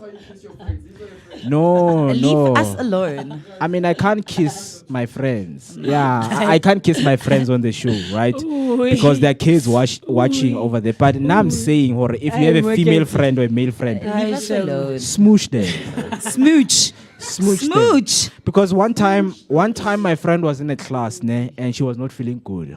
Like, friend, what's going on? She's like, Uncle right. Uncle right. Gave her the kiss of life. No, obviously, Sheba. Obviously, when I get it was towards going to the break, ne? And on my way to buy some lunch. Moose is just dying of No. laughter over here. Like, he just On my way to cannot buy deal. lunch, Mamela, on my way to buy lunch, I was like, okay, my friend, mba. Kiss of Understand? life. Understand that? And I was like, no, I'm coming back. It's not make sure. And she was better for some time. Understand? Because like, my friend has my back. And I'm like, okay, guys, I'm giving her the best medicine she's never had. I mean, it's medicine to kiss someone because it's part of us connecting as friends. Right? Wow. This is what this day is talking about. National Kiss and Makeup Day. If what is it and like, my friend, I'm so sorry. Mba. Like, what's wrong with that? Because I remember, if my friend. one of my female friends right now, she's at work. Like my ne? friend, And Mba. Olerato will tell you, "Gore, no, man, like kissing Like, is it's not a used to kiss me. problem. No, it's not to say I used to kiss her, but no. Ah, good. She knew gore it's normal to kiss someone. Like if Rababaisana, for instance, like friend, I'll see you tomorrow, hug, and then mba. And then we're going to see each other tomorrow. Like there's nothing wrong with kissing your friends, guys. So I get where Jacqueline Kiss is your coming friends, from. I'm Kiss them, oh. I get where Jacqueline is. As the moaner. No, kiss each other, guys. Guys, when you kiss, you let go of grudges. You can't let go of grudges by saying I mean, It's okay. kiss me.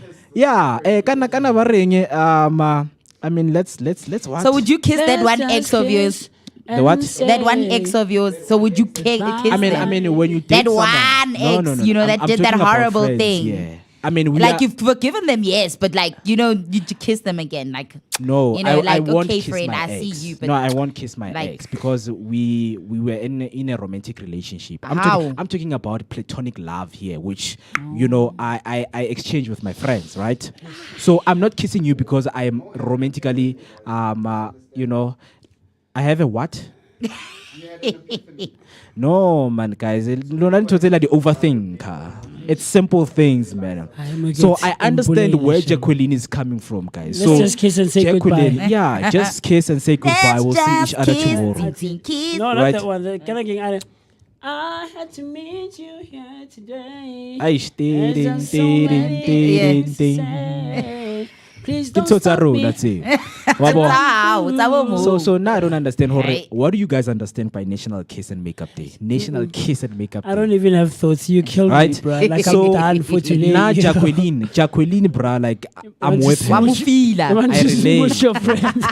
Yeah, I smoosh my friends. Righteous. You know. Righteous you are, my I friend. mean, for like to build a simple context, let me say I'm with my partner. I see my friend right there. You Let smush him feel- them. Listen. Okay, let's listen Obviously, and not judge. obviously, I get it. I know.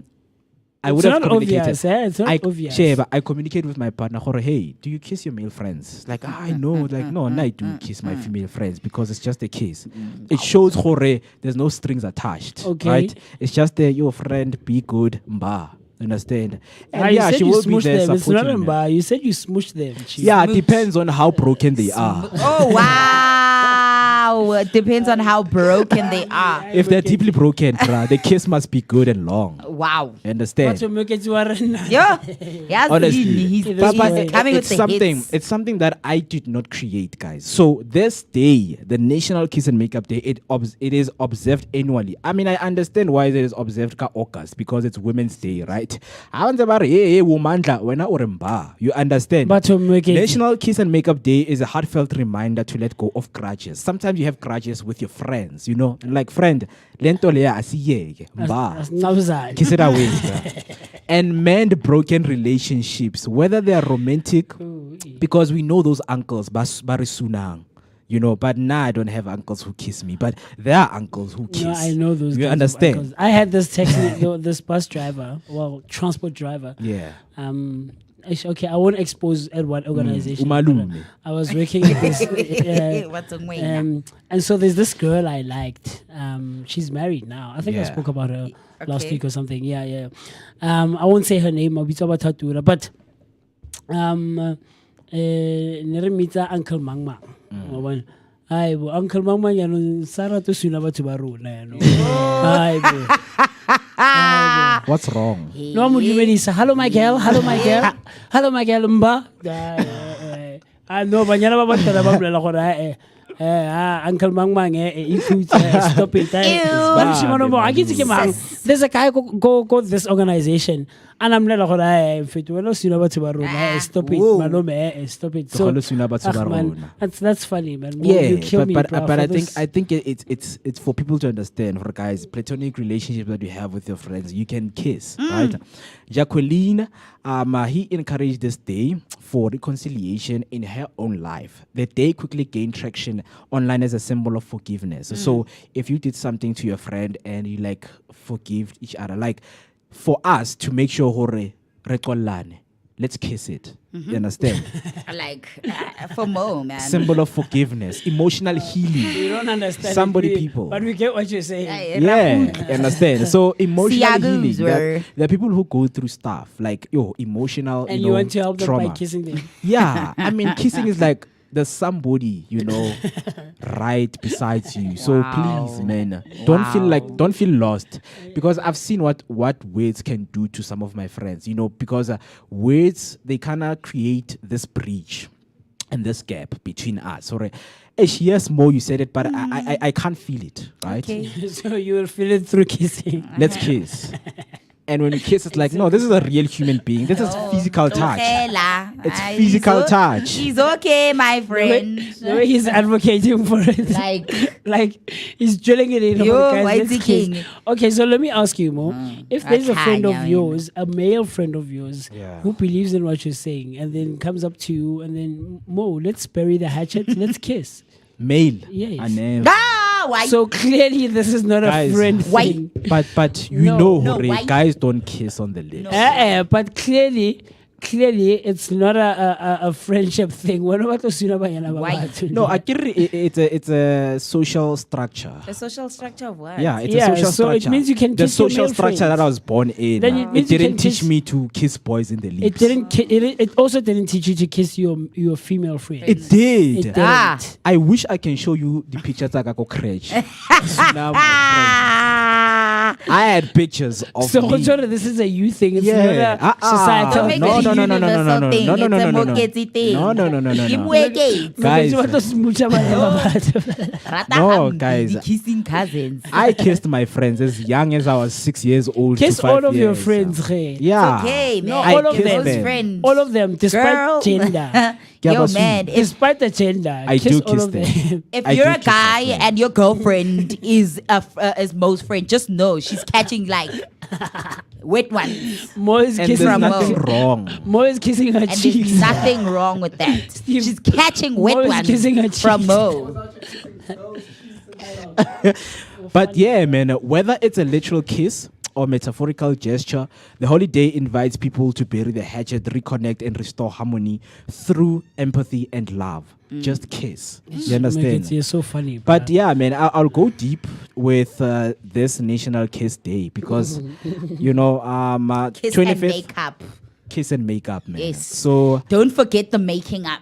yeah, It's for reconciliation. makeup is for romantic relationships, of course. So I can't make up with my friends. It's wrong, but I can kiss my friends. Aye, You make understand? Yeah, man. So that's the day that's being celebrated today. And of course, looking into some of the celebrity birthdays that we are looking into today, August 25, who is growing up. The first one that we have right here is Inaki Godoy, born today, August 25, and was born in 2003, turning 22 years. Interesting fact about him is he is embarking on an 80-day sailing trip across the Caribbean in February 2025, which was this year, to explore different cultures and gain new experiences. And if anyone has, their, what you call, in terms of how did this thing go, because it happened this year, February 2025. Actor known for La Querida de Centuaro in 2016, I Animo, Juventud, in 2020, and The Blue Demon in 2016. He played Juan Ruiz in the TV series The Imperfect. He has appeared in over 150 episodes of television through his developing career. What's the name? Inaki Godoy. Inaki Godoy. Okay. Yeah. Do you know him? I'll look at the picture and see if I recognize. Yeah. Do you have Inai Godoy? Okay. Let me try to pull up his picture right here, Steve. Yeah, Giyo Ina. Is this guy from Life of Pi? Oh. Life of Pi. Yeah. Is he? No. No. Life of Pi. No. Life of Pi. Inaki Godoy. No, it's not. He's not from Life of Pi. I know Life of Pi. Yeah. Life of Pi is that guy who. King of the Pirates. Yes. Pirates of the Caribbean. Jack Sparrow. The anime. Oh. Luffy. Oh, Luffy, yes. Straw Hat. Oh. Okay. No, I recognize him. It's just that I haven't watched his. I don't know Wow. about you, TC. Yeah, no. Oh yeah. He's growing up. It's his Clearly, we birthday have to. today, We have man. catching Hey, up to do. Nkosiyam and Yeshua We have knows. catching up to do. And then the next one that we have here is Bronson Reed. Okay. Born today, August 25, 1988, age 36 years old. Interesting fact, he is a pioneering status as an ambassador for Australian strong style. Professional wrestler known for his career with World Wrestling Entertainment, the WWE. He posts wrestling moves, stunts, and comic book art to his Instagram account, Bronzo's Share, which has helped him accumulate 190,000 followers. So Mr. Bronson Reed is growing up. And then Rachel Bilson is the one on the list who is growing up. Born today, August 25 in 1981, turning 43 years old. Interesting fact, her serious high school car accident, which involved being in a coma and resulted in a permanent scar, ultimately led her to dedicating herself to acting and pursuing a career in the entertainment industry. Actress who played Summer Roberts on TV's The OC from 2003 to 2007. She also appeared in the CW series Heart of Dixie and in the 2008 film Jumper. Right. And then the last one that we have. Jumper. I know her from Jumper. Yeah. The second last one that we have is the late David Dabete Mabuza. Was born in 1960 and he was supposed to be turning 65 years today. Interesting fact, he began his career as a teacher, earning a teacher diploma in mathematics and later working as a school teacher even while studying for his Bachelor of Arts in Psychology. Right? Yeah. The last one that we have right here is Mihlali Mayambela. Born in 1996, August 25, turning 29 years old. Interesting fact, Mayambela played the Kaizer Chiefs youth team in 2014 before he moved to National First Division, which is the NFD All-Stars. He's a South African professional footballer who plays as a midfielder for Cypriot club Eris Limassol and the South African national team. That's all of the birthdays that we have for you. If you happen to know anyone who is growing up and you would like to give them a shout out right here on the Vooka Breakfast Show, please do make sure by using the hashtag Vooka Breakfast Show on the comment section. And you know that we have what we call Word of the Day. And let us look deep into what do we have for our word of today. Yeah, man. You know, on a day-to-day basis, each week I'm still thinking of this thing Mo said. You killed me. On a day-to-day basis, you know that we always bring you words that are aimed at improving both yours and our day-to-day spoken languages, and of course, ultimately, our vocabularies, right? Yes, our vocabularies, our day-to-day spoken languages and our vocabularies. And today, as is a Monday morning, the 25th of August, the 25th of August 2025, it's no exception whatsoever. And the word for today is Valley Core. Okay. Valley Core. Mr. Steve, I don't know if you can pull it up there very quickly. And how you spell this word is as follows: Vellichor. That's Vellichor. This word is a noun, and the meaning or the definition of this word vellichor is as follows: it is a wistful feeling evoked by the atmosphere of old bookstores, filled with aging pages and forgotten stories. Wow. It is a wistful feeling evoked by the atmosphere of old bookstores, filled with aging pages and forgotten stories. And how you can use this word in a sentence is as follows. He wandered through the dusty shelves, the vellichor wrapping around him like a quiet memory. He wandered through the dusty shelves, the vellichor wrapping around him like a quiet memory. Similar words include nostalgia, bookishness, melancholy, reverie, and sentiment. Very, very cool stuff. So that's the word for this morning. A wistful feeling evoked by the atmosphere of old bookstores filled with the aging pages and forgotten stories. Talk to me. How would you use this word in a sentence? I wouldn't use it in a sentence. You wouldn't? No. I don't know how I would actually, but I was actually about to refer it to something we're about to discuss. Yeah. Well, a book. Vellichor. Vellichor. Yeah, so it's vellichor. Vellichor. Yeah. Vellichor. Yeah. Yeah, more. Talk to me. Sentence usage. Yeah, I mean, I'm thinking of, this book that my father has. Oh, man, that book is old because I sent that picture last week. Oh, yeah. I didn't even, show you guys my side thing. Oh, wow. And, that book is old. That, P.W. Botha. Yes, I remember that you Right, said. yeah, Yeah. man. And, just going through its pages, you can, that smell like of an old book. Yeah. It's there. Because I Yeah. remember when I took it, like there was dust in it, right? So, through, by going page to page, I think, I experienced that vellichor wrapping around my face or whatever. Wow. I see. So, Manokai, talk to us. How would you Apartheid. use this word in a sentence? Vellichor. And by doing that, you can jump onto our comment section on YouTube using the hashtag Vooka Breakfast Show. And that's on YouTube and all other social media platforms. But also share your voice notes, how you would use the word vellichor in a sentence on WhatsApp by dialing the number 060-493-3226. That's 060-493-3226. The time right about now is exactly 9 o'clock. On the dot on a Monday morning, the 25th of August 2025. And in a minute or so, we're going to be hanging out with the one and only Yeshua Morake, who is in studio with us. And I'm looking forward to that conversation, man. And I can't wait for it. Talk to me, TC. Yeah, no. So, speaking on vellichor, right? You know that the Bible is the oldest book ever written. And of course, today, Yeshua Moraka is about to discuss his book, a new book that he now has written on something he is calling the Gideon complex. So we are going from hiding to hope, learning from Gideon to fight our real life demons right here on the Vooka Breakfast Show, right? If you have ever read the Bible, in the story of Gideon, a trembling foot soldier hiding in a wine press, God sees not a coward, but a champion.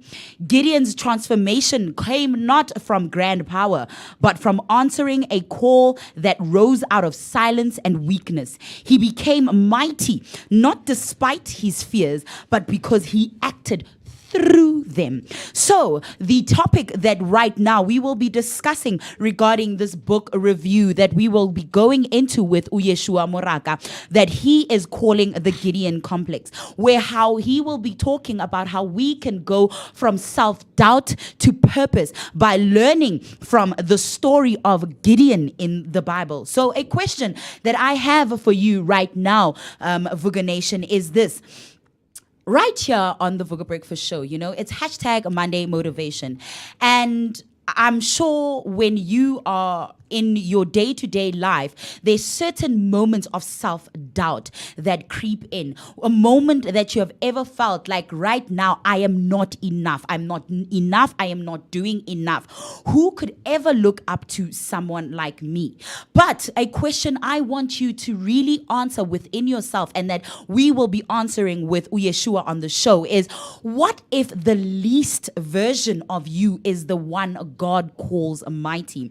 So, right, as I have been discussing and that I've said, in the Bible, Gideon was hiding in fear, feeling like the smallest and weakest. Yet God saw a warrior in him. That story isn't just ancient history. It's today. Look at what's happening in our communities. We're seeing crime rates rising, especially among young people. Young people that Yeshua Moraka is part of grooming and, of course, shaping into the futures of tomorrow. Young people that he has used the words such as, in order to, earn the right to have yourself listen to them, hear them, is to listen, right? And of course, as we discussed on the show right here in the morning, was the Lieutenant General Nhlanhla Mkhwanazi recently speaking out, saying that the surge in the crime rates in South Africa is due to the fact that, young men are not guided. They are in need of stability, right? Especially, with hitmen being recruited with the young men in our communities, right? It's rooted in poverty, broken families, and young people growing up without role models or guidance. And psychology has backed this fact up. Crime doesn't just happen.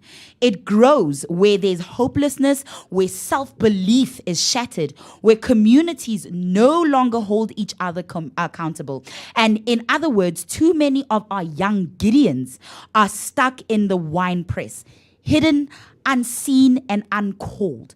So here's the discussion for you this morning, Vooka Nation. How do we, as a society, call out the Gideons in our own communities?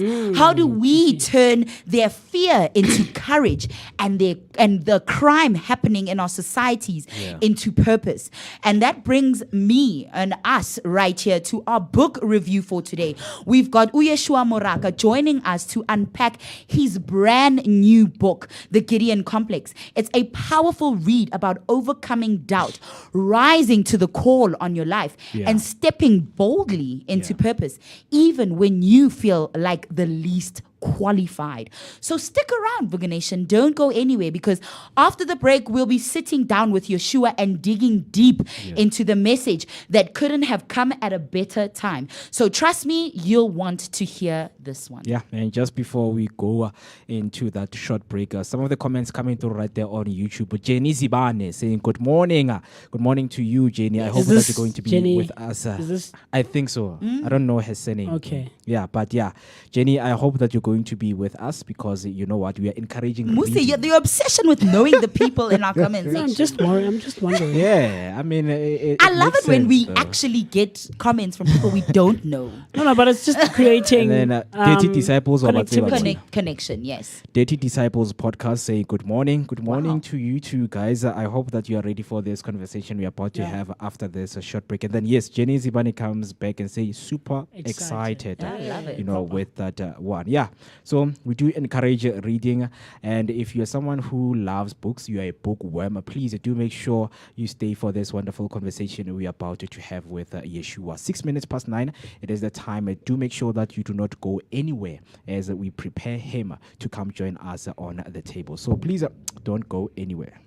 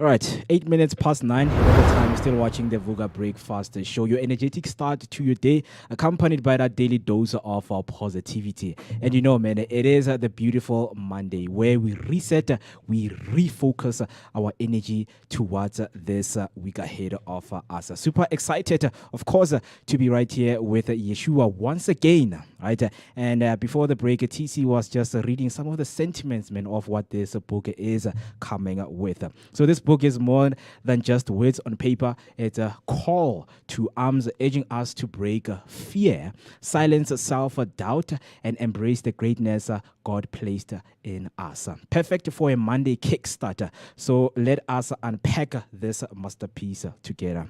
Mr. Yeshua, a very good morning to you, and how are you doing this morning? Good morning to you too. Doing very well. How are you guys doing? Not too bad, man. We're excited for this last week of August. How about you? Yeah. Yeah. I Yeah. am. September, it's getting warmer. Yes, sir. Yes. So, Are you one of those? Are you a winter or a summer person? I'm a winter person. Yes. Okay. But not too long. Okay. Exactly. You know, like there comes a point in winter where you're like, okay, No, now. Yeah. I get you, man. So thank you for coming. No, thank we you for having appreciate you. Gonna go ahead. You're perhaps wondering who Yeshua. How Sisi? Emakemerim. It's going to go Tshepiso.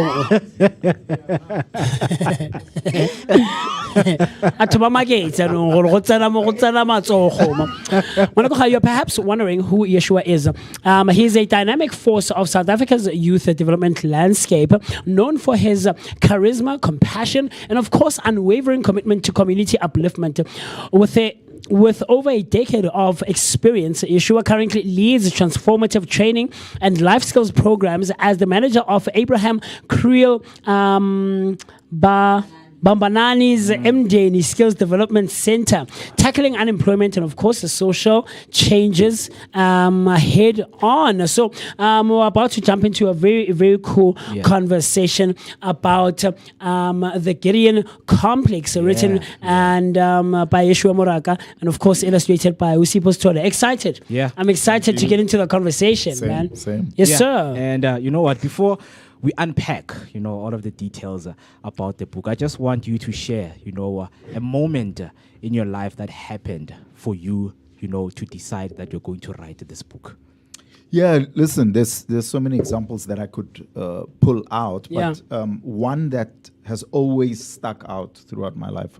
I remember being 6 years old and having this experience, almost an awakening to consciousness, realizing that I'm a person, I'm alive, I exist. I'll never forget that day. And I ran to the fridge and I took out a 2 liter of Tab.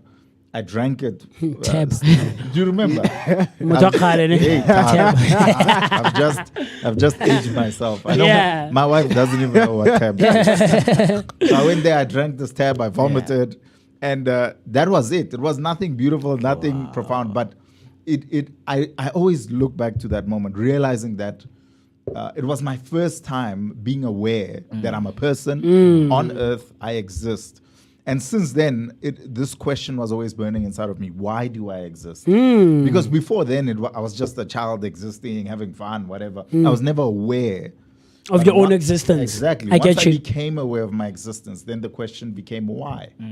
Why? Because when you become aware of existence, you start realizing that there's struggle in life, there's celebration in life. So then you question, what's this rhythm? Why the ups? Why the downs? Why more ups or downs? Or, you know what I'm saying? So that for me became very significant because then I wanted to answer that question. Yeah. Yeah, and some of those questions, it's something that we have been just talking about right now, which is crime and hopelessness among young people in our society today.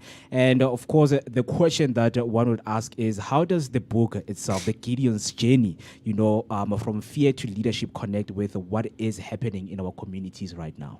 Listen, a community that's filled with people who are unaware of their identity is a doomed community. Oh, wow.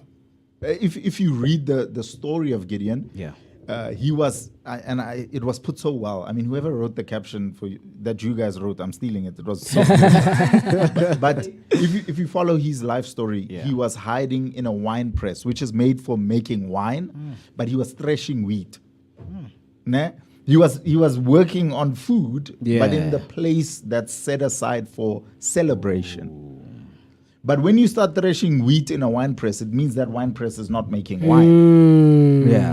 It's almost like owning a bar in your home or a room in your home where you entertain people. But when we go in there, you're hanging laundry. It means you don't have people over much. There isn't much to celebrate. Yeah. Now, if people live that way, then a community becomes doomed, because who's going to rise up and build schools? Who's going to rise up and tackle crime? Who's going to rise up and inspire the next generation? So it's very tied to identity. And that's, I think sometimes we deal with the symptoms of the issue.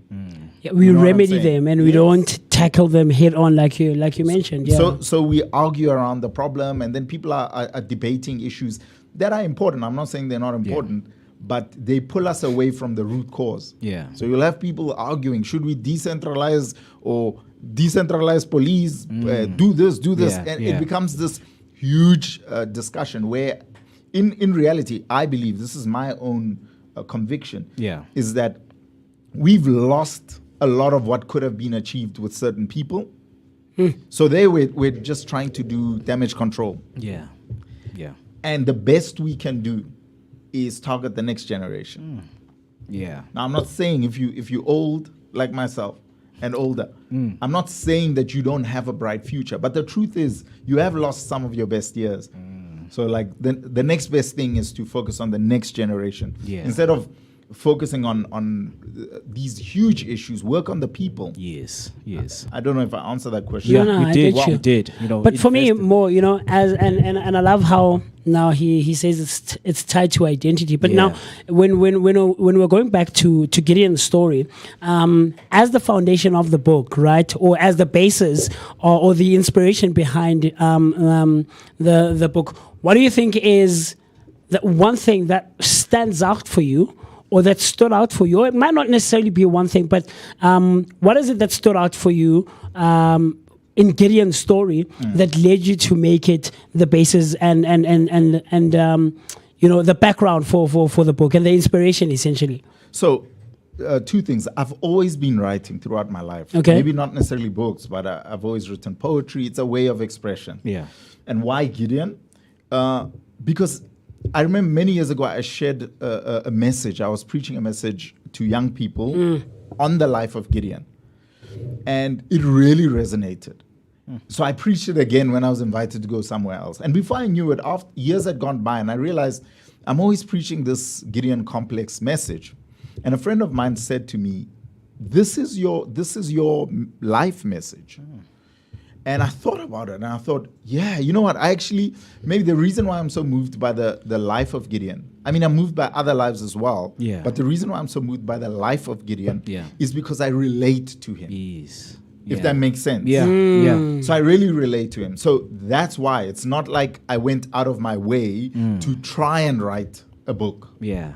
That's not how it happened. I was sharing this message, and I realized that I resonate with this message. And in fact, if you read the book, it's not just about his life. It's about his life, how it intertwines, some of his experiences, how they intertwine with my own life.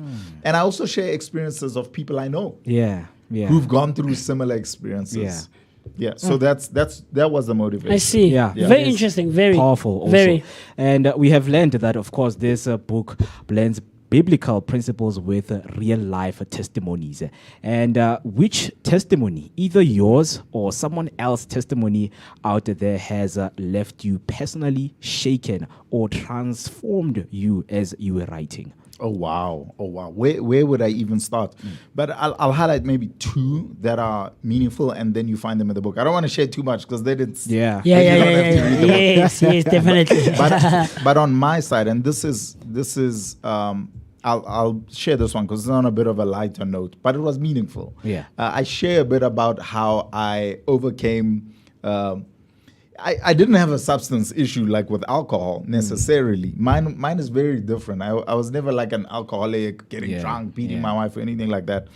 But I remember my wife would subtly nudge me when we'd go out to these brunches, these Saturday brunches. And I have a friend who mixes drinks like, hey, No one's business. What the shit? I need to meet hey, that you friend. know what dash I am. Me and that friend need to meet up, chief. This guy dashes like he's trying to knock out animals.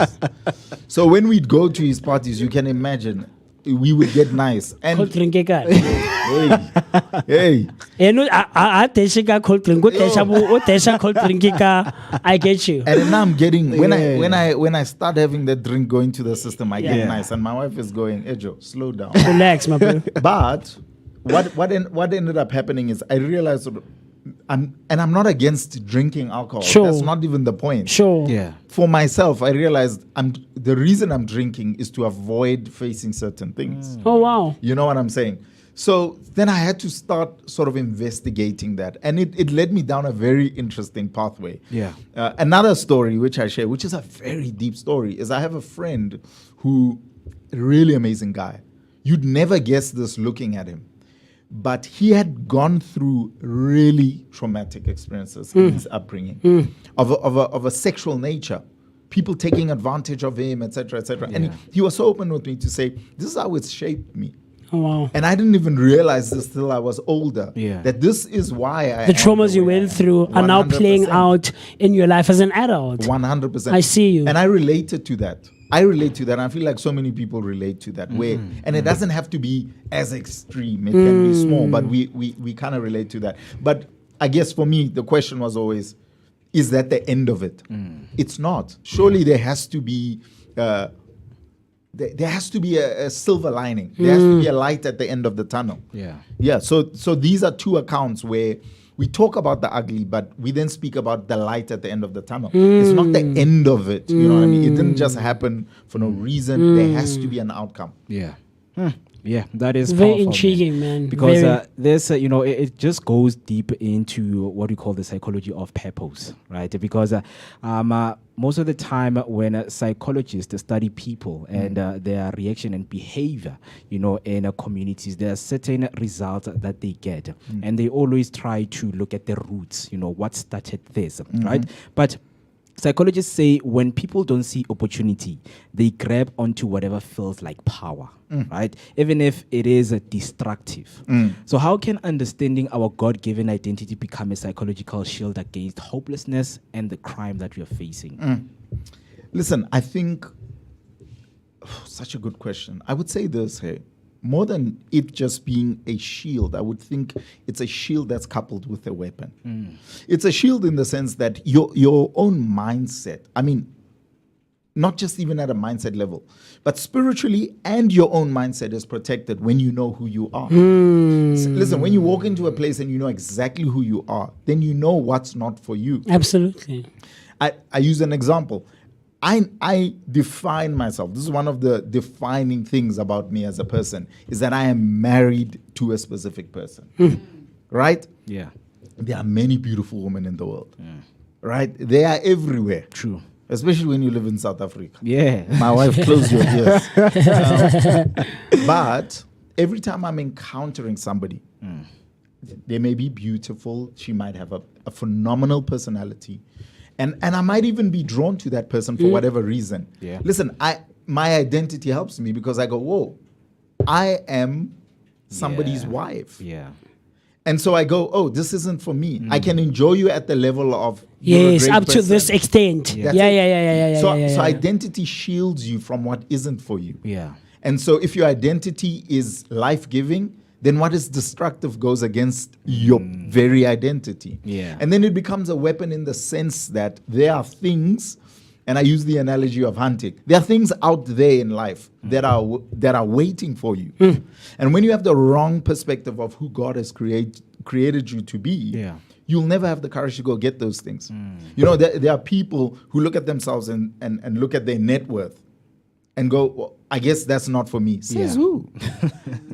I never knew that there was an author inside of me. That's something God spoke. Oh, wow. It's not like I was a 10-year-old saying, someday I'll write a book. I'll write a book, yeah. But the minute it clicked, the minute I knew who I was, then I pursued this thing. And I realized this, because I'm pursuing it, my son someday, he maybe at 10 will go, Dad, I want to write a book someday. Sure. Yeah. Or maybe more. Yeah. Maybe he'll do even greater things. You know what I mean? Yeah. So I'd answer it that way. Yeah. I love that, man. So and I love how you mention spirituality as well, that it plays a role. I'm one of those people who firmly believes that we all encompass and carry a certain energy with us. Yeah. And it speaks. Before TC earlier on in the morning when we started out mentioned that my energy and my personality speaks before or introduces me when I walk into a room, even way before I start speaking and uttering words, so I absolutely, utterly believe that there's an energy that we all carry within ourselves and around us that encompasses us, and it says a lot about who we are, even before we can, introduce ourselves and say, look, I'm Yeshua, I've written a book, I've done this, that, and the other, or I'm Musi, or Mo, I work for the Vooka. Do you get what I'm trying to say? 100%. It says a lot about you. But now, when it comes to the book and, what do you think are some of the steps that someone can take, especially referring to or going back to Gideon's story, that steps that one can practically and actively take if they're perhaps feeling like, life has passed me by. I'm at a certain point, I'm at a certain age. I can't do it anymore. I don't see the light at the end of the tunnel that you're mentioning. What do you think are some of those steps that one can actively and practically take to try and overcome that sort of, down feeling? Yeah. Such a profound question. Yeah. Which I tackle at length in the book. But I would say this. Firstly, Gideon felt that way. So if you feel that way, you are not alone. Yeah. Right? Yeah. And it doesn't matter what it is. It could be age for you. It could be looks for you. It could be money. It could be Weight. whatever. Whatever. Yeah. Gideon felt that way. When God approached him, he said to an angel of the Lord approaches him and says to him, mighty hero. Right? Gideon responds this way. He says, no, I'm the least in my family. My family is the least in our clan, and our clan is the weakest. I mean, he goes at length to go, nah, you've got the wrong person. Oh, wow. It's almost like somebody picking you out of the crowd and say, man, I see greatness in you. And go, oh, chief. Exactly. Yeah. You don't know me. Yeah. I'm not gifted. I'm not this. I'm not that. And what I find very interesting, and I unpack it in the book, you just listen to the way in which God responds to him. He says to him, firstly, he calls him a mighty hero, which means there's a name you possess that you are unaware of. Oh, wow. Right? Yeah. You might see yourself as a mighty hero, but you should be more concerned with how God sees you. Oh, wow. Because he has the end in mind already. But it goes on and gets even better. He says to him, go with the strength you have. Now think about that. He could have said anything. He could have said, I need you to go to this person so that they can teach you this and that. No, he says, go with the strength that you have, the strength that you possess. Which means the least version of yourself already possesses a strength that will unlock the hero inside of you. Wow. Right? But then it gets better. He says, go with the strength you have. I will be with you. So it's sometimes we're looking for identity externally. Yes. No, your identity is already ingrained. Now, if you're not unlocking it, you need to look at who's around you. Yeah. So he says to him, I'll be with you. And here's the bottom line. He says, I'll be with you. And the victory you'll have will be as if you were fighting against one person. He's fighting against an army. But God says to him, if you go with the strength you have and you go with me, your victory will be as if you're fighting one person. Meaning, it's going to be a big victory. Yeah. This book is going to take you international. And when you get there, people will be saying, Yeah. But when they look at you, it don't make sense. And you'll be able to say, I didn't change myself. I went with the way God designed me, and I went with him. And so what would I say to those people? It's the same. There's an identity inside of you that you are unaware of. Read my book. I'll unlock it even more. But there's an identity inside of you that you are unaware of. And it's way simpler than you think it is. You don't need 100 million rand to become who God has called you to be. Powerful, because the reason I love this, it speaks to us as community members that if something happens, we are called to action. And we are learning that Gideon's victory was not about him. It was about his whole community. And, when you look at the same way, When you look at it in the same way, how do you see your book calling us, as a society, to rise together and not leave the next generation behind? Wow, man, your questions, you guys are coming with next level questions here. I'm going to have to write volume 2. Hey, come on. address some of Man. these. Hey, come on. But you know what? I go back to something I said earlier, which is that when we work on ourselves, like it impacts externally, right? And there's a picture in my mind, which is when you fly, if ever you get that experience, make sure, if you've never flown before, make an effort, save up money, fly to Cape Town and back, or fly to the Durban, closest, one closest hour place. nyana ya Durban, Or fella, Samoreka, Kota, come back. Martin Kota, come back. But if you fly, one of the things they do, the attendants do this thing where they sort of explain the process. Yes. If you're sitting by the window or by the This the is door, 100%. They explain the procedure of what you're going to experience, and then they talk about it. And in case of emergency, this is what you're going to have to do. Sure. Now when the mask drops from the ceiling of the plane, they actually teach you this, that if you're flying with, for example, your family or your wife or whatever, if this thing drops, or you're with your children, they actually teach you to put your mask on first, so that you can are able to help the next person, right? And this is not a new idea. I've heard a lot of people talk about this. I think that when people click into their identity, it's not a question of saying, okay, now I'm in my identity, how do I make a difference to the community? No, the minute you click into your identity, it's like understanding why you are here in the first place. And God will never create people and give people a purpose that isn't designed to empower other people. And that's also one of the easiest ways to know whether what you are pursuing is from Him or not. If what you pursue is about you, it's probably not from God. I didn't say if you pursue identity, it wouldn't empower you. It will. But if it only empowers you, you're late. So the minute you know who you are, then what will flow naturally out of you will empower other people. For me, what flows naturally out of me is really mentoring people. Oh, wow. I don't have to think about it. It flows out of me. It's a natural thing. The minute I see a lost young man, something in me says, oh, wow. You know what I'm saying? Like, it's natural. It comes natural to me. So different people have different things that God, seeds that the Lord has planted inside of them. So the minute they click into that, you'll see it'll flow. It'll flow. It's powerful, man, because I think now it leads us back. As much as, when people become authors, they find stories that really relate to them to a point that even, a typical guy from Kasi, when he has to pick up a book, they would understand. We have seen it because when we go through social media, people will tell you that these books, they are must books you need to read in your life. Don't leave, until 30 if you have not read this book. But we have seen, man, it's not the case, When you look into some of the people who write books, it's because of their status, being famous, being a billionaire, being a millionaire. But when you get people, who write books because of it's a story that, comes deep from within, So with you, in terms of maybe a typical guy from Kasi, what message do you have for them way before they will read your book? I think the most important thing I could say to you is that you matter, and you have a purpose. Your purpose doesn't have to come from the people that are around you.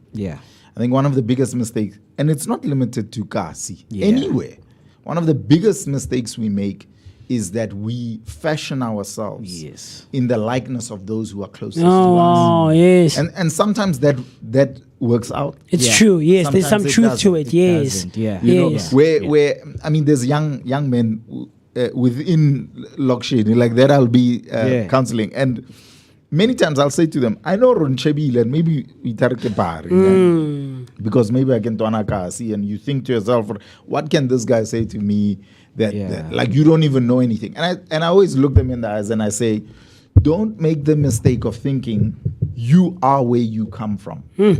And you see, if you limit yourself, and this could mean anything, your family, your neighborhood, if you limit yourself to the lowest version of that place. Now, every version has positives. Steal those. Ingest those.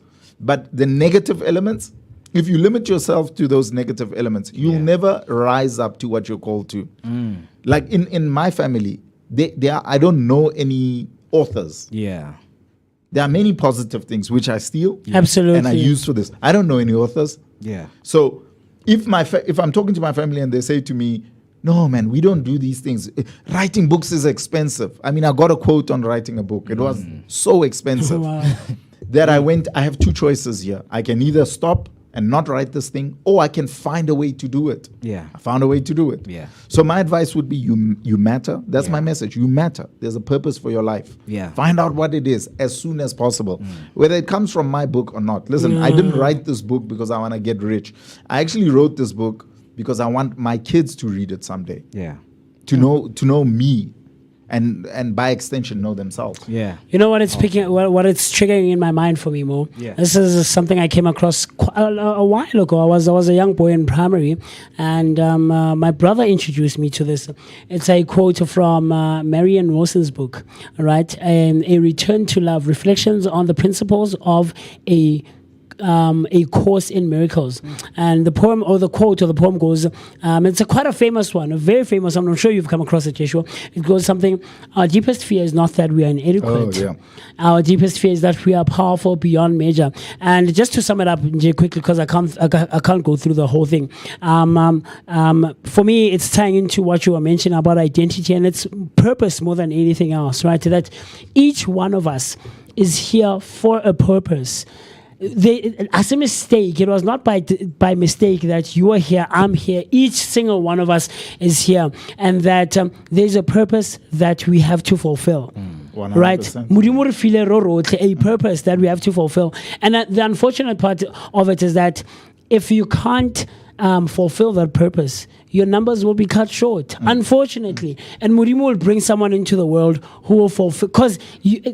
Do you get what I'm trying to say? So I really resonate with what you're saying, that each one of us has a purpose. And the thing of feeling like, I'm not worth it, and like, guys, I can't do it. You're denying everyone else around you, and ultimately the entire world of this great purpose that could come from you. Do you get what I'm trying to say? Yeah. Here's the hard chat that no one wants to have. Yes, sir.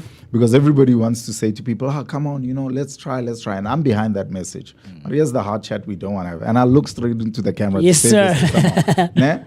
The truth is, some people use the limitation as an excuse. Oh, yes, as a clutch. Because purpose takes work. I actually want to get to the end of my life and be able to say, if I had this, I could have shoulda, coulda, woulda. But let's be honest. I like to reference this. I don't care how poor you are. I don't care how many people you've lost in your life. You can literally be alone. Yeah. No family. Yeah. I don't care who's sick. I don't care what condition you have. There will always be a reference in the world we live in of somebody who had the same circumstances Yes, sir. and made it. Yes, sir. And found their purpose. So this thing boils down to one thing. God can come to you. He can even send an angel to say, you are a mighty hero. He can say whatever he wants to say. He can encourage you as much as he wants to. Yes, sir. But it took Gideon getting out of that wine press and saying, you know what? Maybe this thing is true. Let me follow through on this thing. So as much as we're here to encourage people, at the end of the day, it boils down to one person. Yeah. It's yourself. Yeah. At the end of this life, you can't look back and say, I didn't make it. I didn't become everything God called me to be because of such and such a person. Yeah. Boils down to you. Boils down to you. For this week, a must-read book, The Gideon's Complex. Absolutely. Man. So if you could leave our listeners with one Monday motivation line from The Gideon's Complex, what would it be? Oh, wow. Let me read. Sure. Yeah, read. Absolutely. Go for it. So I have these captions at the beginning of my chapters, right? Man. Captions, man. Not only Instagram captions, but book captions. Powerful. Okay, I'll read the caption from chapter 1. Yeah. And if you want to listen to chapter 1, in case you are interested to know what this book is all about, chapter 1 is available on my on my YouTube. Okay. Yeah, so follow me on social media. My YouTube, I actually commented. It's the Dirty Disciples podcast. Oh, nice, okay. nice. So go there, you'll nice, find nice. chapter 1 in audio form. I see. Oh, You can wow. listen to it. That's cool. And then if it's terrible, then you don't have to buy the book. Yeah. So the chapter is called Mighty Zero. God called Gideon a mighty hero, but he thought of himself as a mighty zero. Yeah. And this is what I say. My hope is that this book will serve to nudge us in a direction where we accept who we are instead of holding on to who we are slaving to become. So I'd leave people with that. I'd say the bottom line of all of this, everything that I do, every passion that I have is really not limited to the book, Yeah. but every passion that I have is simple, is that people would let go of the things they're fighting for. Some of what you're fighting for isn't because it's what's burning deepest in your heart. Yeah. It's because you want people to like you more. It's because you want to get that girl. It's because you want money. It's because you want this and that and that. Really, the prayer of my heart is simple. Yeah. I want people to let go of the performative things in their life Oh. and clutch to the thing, in fact, the identity that is really what you've been called to. Why? Because once you click into that identity, Yeah. nothing is more fulfilling. Nothing is more satisfying. I used to be a problem, okay? There are people who could comment in this video and say, this guy used to play around with people's hearts and blah, blah, blah. Before I Yeah. married my wife, she used to say to me, you are a, I can't use the word, but Omo to o. hey, More- the day I married my wife, everything changed. wow. I didn't know that I'm such a disciplined guy. Eesh. Yeah. But once I understood that, man, I'm meant for this person. Let me tell you, every day I wake up with a different perspective. I have to be a man worthy of her love. Wow. It's not limited to love. It could be around any other area. Yeah. The minute you become what you're called to become, you move different. Wow. And then the things you're chasing, they begin to come. The Bible says, seek first the kingdom of God above all else. Yeah. And all these other things will be added unto you. Yo, Mr. Yeshua, you know what? Your passion gives and saves a lot of people's lives out there. And of course, man, we would like to wish you all the best with your journey. And with that being said, there's some of the comments that came in Yes, sir. right there on YouTube. Was Sipo Sitole coming through saying, good morning. Good morning to you, Sipo. And then Grace Pelo Sitole saying, good morning. Excited to get the Gideon complex. Oh, wow. And then Jenny Ziban is saying, hey, psych. Oh yeah, that's our Okay. that's my wife, and then that's my illustrator, the Oh, guy who made Sipo. this. Yeah, And there's Sipo, a story behind this. So. Ah. But you know what? I also want to say thank you to you guys for having me on, Yeah. and I'm definitely going to send some free copies for you guys to give Ah, away. Yeah. to people. definitely. Display So them on the shelf. Yeah, there. of course. Yeah. Yes. So Yeah. it says a visionary leader and the author of the Gideon Complex. In his debut book, Yeshua opens up about his personal battle with self-doubt and imposter syndrome, drawing inspiration from the story of Gideon's transformation in the Bible. Through the Gideon's Complex, Yeshua challenges readers to confront their limitations and tap into their innate potential with a blend of vulnerability, insight, and spiritual guidance. He navigates readers through a journey of conquering fears and unleashing the hero within. I love that.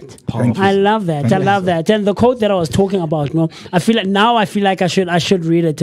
It says something like, "Who am I to be brilliant, gorgeous, talented, and fabulous? Actually, who are you not to be? You are a child of God. Your playing small does not serve the world. There is nothing enlightened about shrinking so that other people won't feel insecure around you. We are all meant to shine as children do. We were born to make manifest of the glory of God that is within us. It's not just in some of us. It's in everyone. And as we let our light shine, we unconsciously give other people permission to do the same. As we are liberated from our own fear, our presence automatically liberates others. Eesh. It's Powerful I love Monday this. motivation. That's I profound, love this. Like letting your own light shine Yeah. unconsciously gives permission to everyone else to think, "Ah, man, I'm not alone in this. Yeah. I'm not the only one." So it means there are other people, Yeah. you know. So like I was telling TC in the morning, like I always say, I have this thing. Hey, Musi, how are you doing? I'm like, I'm not too bad. I'm trying. Or Musi, how's the Vooka Breakfast Show going? I'm like, nah, man, it's not too bad. We're trying, you know. And to some people, and she was saying, like, it sounds like I'm trying to play small or be humble. It's not about that. You know, I absolutely do take up space whenever I'm there, and I actually know what I'm doing because I know who I am and I know my identity and I know my worth, right? And I know the value that I'm able to put whenever I'm involved in a space. But it's not to limit myself. I've made it. No. As I'm trying to get to the next point, and to the next point, and to the next point. And the only thing that we can ever do is try and just put in effort and try, man. If you're not growing, you're dying. Absolutely. If you're not progressing, you're regressing, my brother. I love that so much, man. But with Very that, cool stuff. with that being said, Mr. Yeshua, thank you so much for taking your time, to come here and Yes, sir. share the Gideon's complex with us. Thank you for having Yeah, me. It's always man. a pleasure. Yeah. I imagine I'll be back here again. Yeah, of Absolutely. course. When I write volume 2, Yes, 3, sir. 4, 5. Yes, sir. you So, so much. someone is wondering, how can I get in touch with OD Yeshua? I want to WhatsApp, email, voice, anything, social media, and everything else in between. 100%. So follow me on social media. Look, if you type my name, Yeshua Moraka, you'll find me. You can also contact me via WhatsApp. That's also cool. I'll give you my number, 074-298-8030. One more time, please. 074-298-8030. Yeah, powerful. So across all social media platforms, Yeshua Morak. We are there. I see you. We're there. I see We're you, there. my brother. That's where they can get you. Yeshua Moraka right here on the Vooka Breakfast Show, an author, motivational speaker, reminding us that we need to go out there and confront our limitations. So what we're going to do right now is to take a short break, and then we still have a guest that will be joining us, Mrs. Sabela Asmal, National Social Development Coordinator and KZN Regional Coordinator, and Ashraful Aid Humanitarian Organization. She will be with us after this break. So please do make sure and do not go anywhere.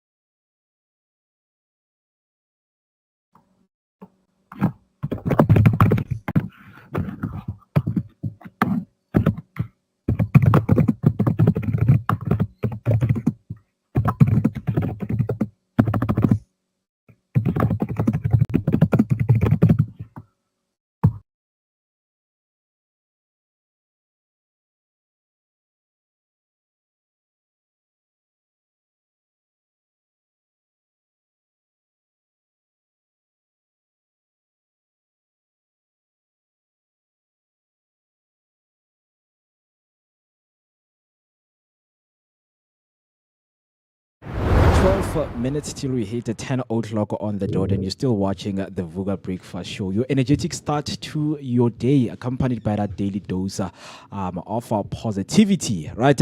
And we're still here with our Monday motivation, and I hope that wherever you are motivated and looking forward to the rest of the week. Still having those thought-compelling conversations with our guest, as we were with Mr. Yeshua Moraka right here on the Vooka Breakfast Show. I hope that you enjoyed that conversation. And another conversation that we're going to get to right now, as she is joining us live, Sabera Asmal. She is none other than Sabera Asmal, the National Social Development Coordinator and the KZN Regional Coordinator for Ashraful Aid, a global humanitarian organization that has been serving communities for over 27 years across 25 countries. From food, water, education to healthcare, they've been a lifeline for the vulnerable and a symbol of hope. So, Sabera, welcome to the show. It's an honor to have you with us. How are you doing this morning? Thank you very much. It's an honor to be on your show this morning. I'm well, thanks. I trust you are too. Thrilled to have you. We are so thrilled to have you right here on the Vooka Breakfast Show. And of course, family, if you're wondering what this conversation will be about, but of course, Mondays are for purpose. And sometimes when we talk about purpose, it's easy to think it only happens in personal victories, like in Gideon's story that we just shared with Yeshua Moraka. But of course, purpose is also about community, about answering the cry of the most vulnerable amongst us.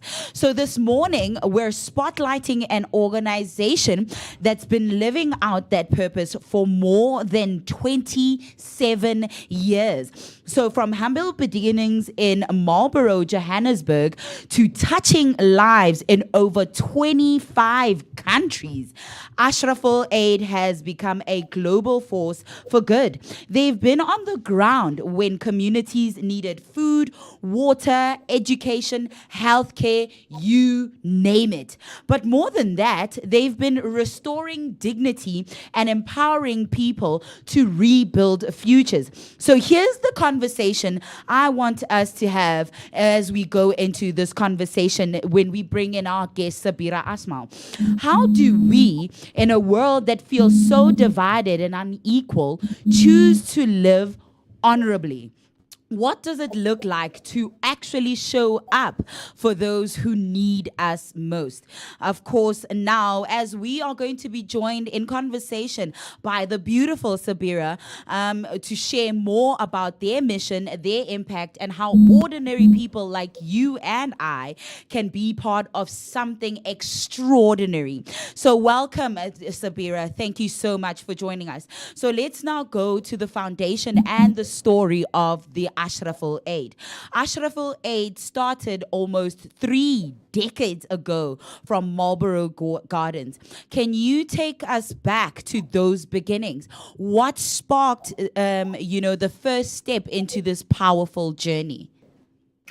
So like you mentioned, almost 30 years ago, my CEO's parents at that point were running some religious classes where boys would come through every day for like a school of sorts, but religious classes. And they decided that aside from imparting knowledge into these teenage boys, they also needed to get them involved with the community to see how the other half of the world lived, to see what the needs were out in society. And they introduced into their curriculum community service of some sort. So they would initially start off with the neighboring Alex Township, and they would go out and do feeding schemes and gifting occasionally, food parcels. So as part of the training, it became compulsory for the young boys to do that. They then moved out to our neighboring countries, Mozambique, Zimbabwe, the other areas where there was a little bit of poverty, but still servicing the greater Johannesburg area. And from there, neighbors in Marlborough saw what was happening, saw that these young boys were going out, they realized what the need was. And the organization then grew as its own entity, totally separate from the religious classes. And our mission is that we serve humanity. We don't see color, we don't see religion, we don't see race. So it's across anybody that's in need. So it started from really humble beginnings, husband and wife, and they've taken it to now being an international humanitarian organization. That's a beautiful origin story. I love it that it's rooted in the needs of the communities, and you actually wanted sustainability, and you ensured that by, not just giving people the fish, but showing them how to fish. So, the name Ashraful, it's an Islamic term, am I right? Yes, it's an Arabic term, but Yes. it means to help or help brotherhood. Okay. So I think that speaks for itself and explains where we came from, and we're there to help. I That's what love we want. that. I love that, living by the name. So, of course, how does that principle shape the way in which you serve these underserved communities? So the first thing that we briefed on every time we do some work, whether it's pre-planned projects or whether disaster arrives, is that we have to go in with humility first, with dignity, and we are here for humanity, to serve humanity. We never want to, or pray that we're never on the receiving end of the aid that we deliver, but if we can feel what the person on the ground is feeling, if we can understand their plight, then we serve from our hearts as well. Very, very interesting. I love how they speak about the empowerment of people in and around our local communities. All right, but like TC mentioned that you guys have been in existence for almost 3 decades now.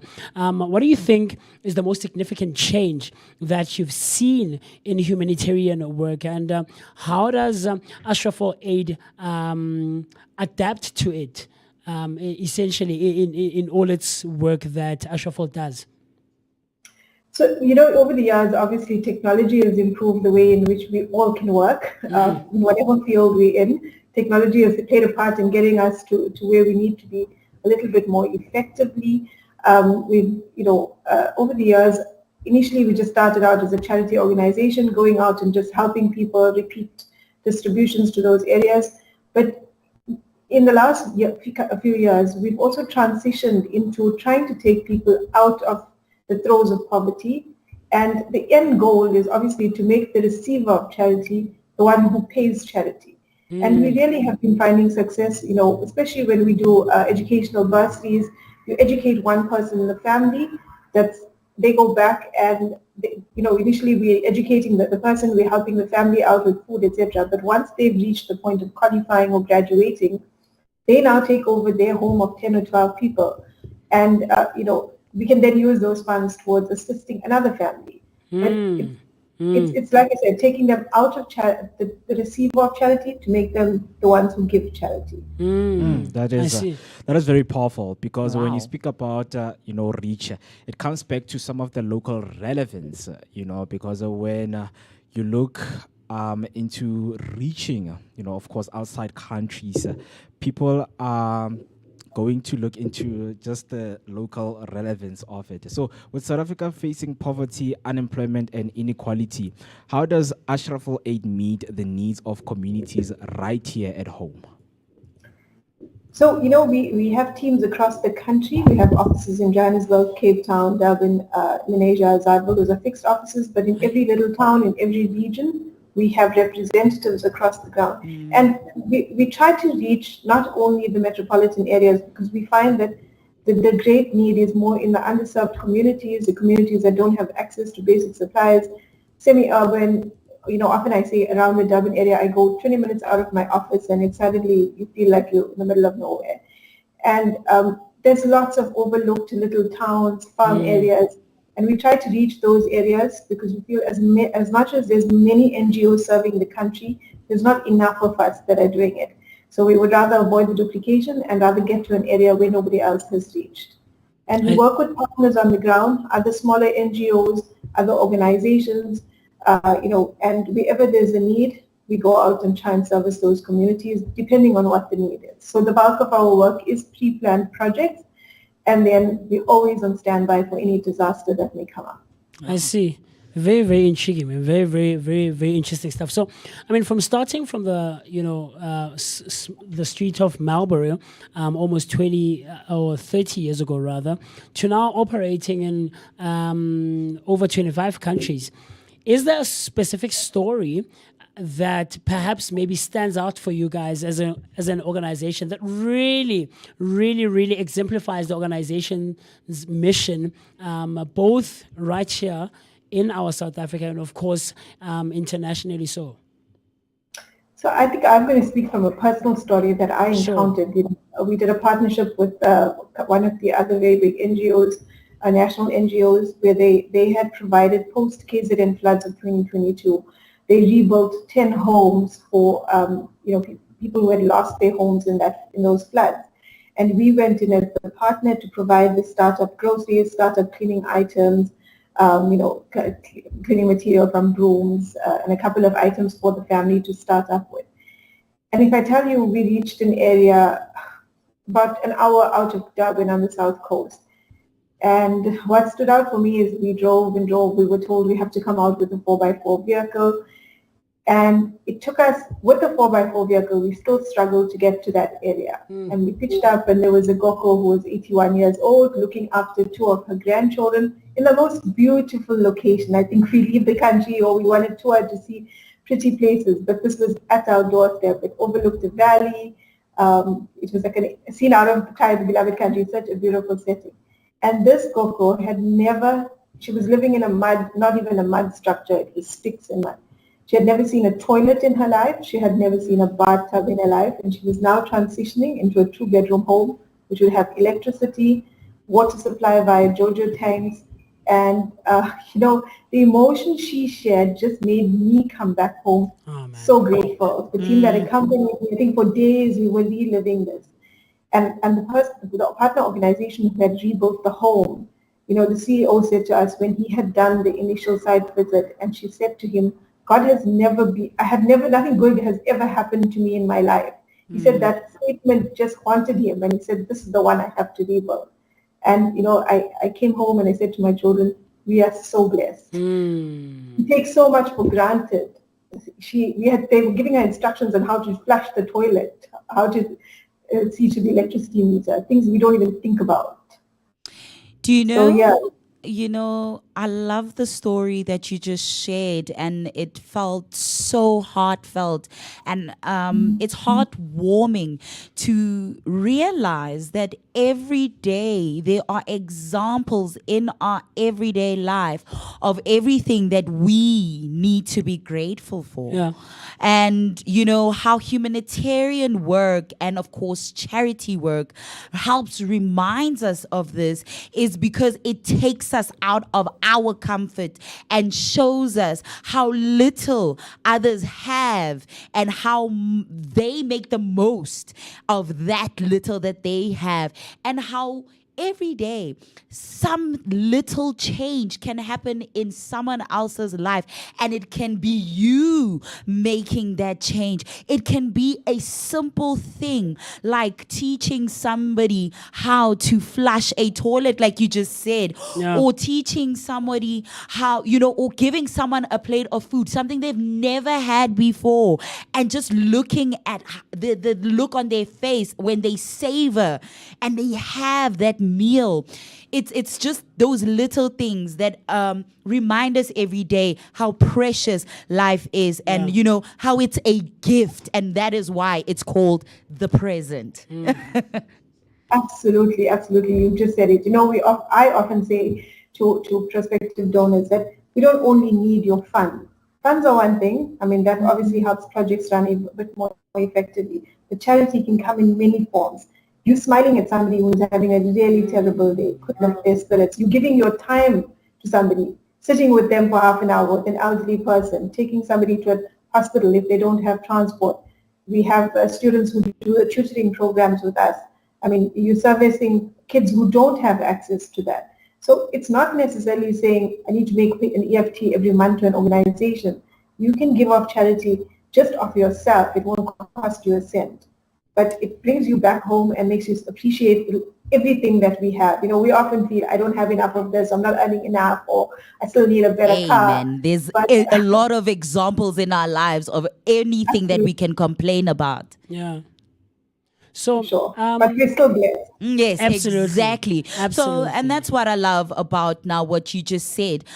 Because now the question that I want to ask you, of course, for the Vooka Nation is, how can anybody who would love to get involved in the work and the mission that you have right there that at Ashraful Aid, how can they get involved, whether through volunteering, partnerships, or donations? How can that happen with you guys? And is there any programs that you have right now that anybody can get involved in that you'd like to give a spotlight to?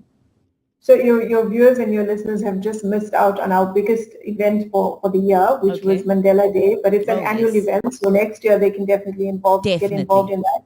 We packed 5,000 food parcels at the Wanderers Cricket Stadium in Johannesburg. That is currently, we're finishing up the distribution of that. It goes out to communities across the country. So that's, if somebody wants to just volunteer for an event that happens annually on Mandela Day on the 18th of July. But consistently throughout the year, we do run volunteer programs between our different branches across the country where people can just come in and get involved, pack hamper with us, prepare a meal, go out with our teams when they go out on the ground to do distributions or handovers. Often high school learners need community service hours. So whenever there is something happening or they want to pick up at our offices and help out with whatever we do, they're more than welcome to do that. In terms of partnerships, obviously, like I said, we work with numerous other NGOs, with partner organizations, with schools, community centers. Anybody wanting assistance or have a project that they're currently running and would like somebody to partner up, they can just pop a message via our website or social media pages. And then, obviously, donations. Mm-hmm. We don't only need the big donors. If somebody can donate, our Feed a Plate campaign is 10 rand to feed somebody one meal for the day. If we have 100 donors that donate 100 rand to us, we still can provide that much. We don't need one donor to give us a big amount. So we all can donate in some way. We can donate our time, we can donate some funds towards it, or we can get involved on the ground. Yeah. If your listeners want to log on to our website, ashrafulaid.org, and have a chat via the WhatsApp link on there, we'll certainly add them to our database. When there are volunteer events across the country, they'll be notified and they're welcome to pop by. Very, very, very cool stuff, man. So before we let you go, right, I just want to touch on sustainability and relief, and of course longevity, right? Because ever so often whenever we talk about, and this is just in general in society, when the conversation is about relief and aid and things of that sort, it's always regarded as short term. So now, you guys as an organization, how do you balance urgent aid, like things for water purposes and food and things of that sort, and then long-term sustainability like education and healthcare and all of those things? How do you guys strike a balance between the two? So you that's such a pertinent point you raised. Disaster care respond within. So if we speak about the Eastern Cape's floods recently, the teams were on the ground. We provided hot meals to families that had been affected over the first few days, blankets, mattresses.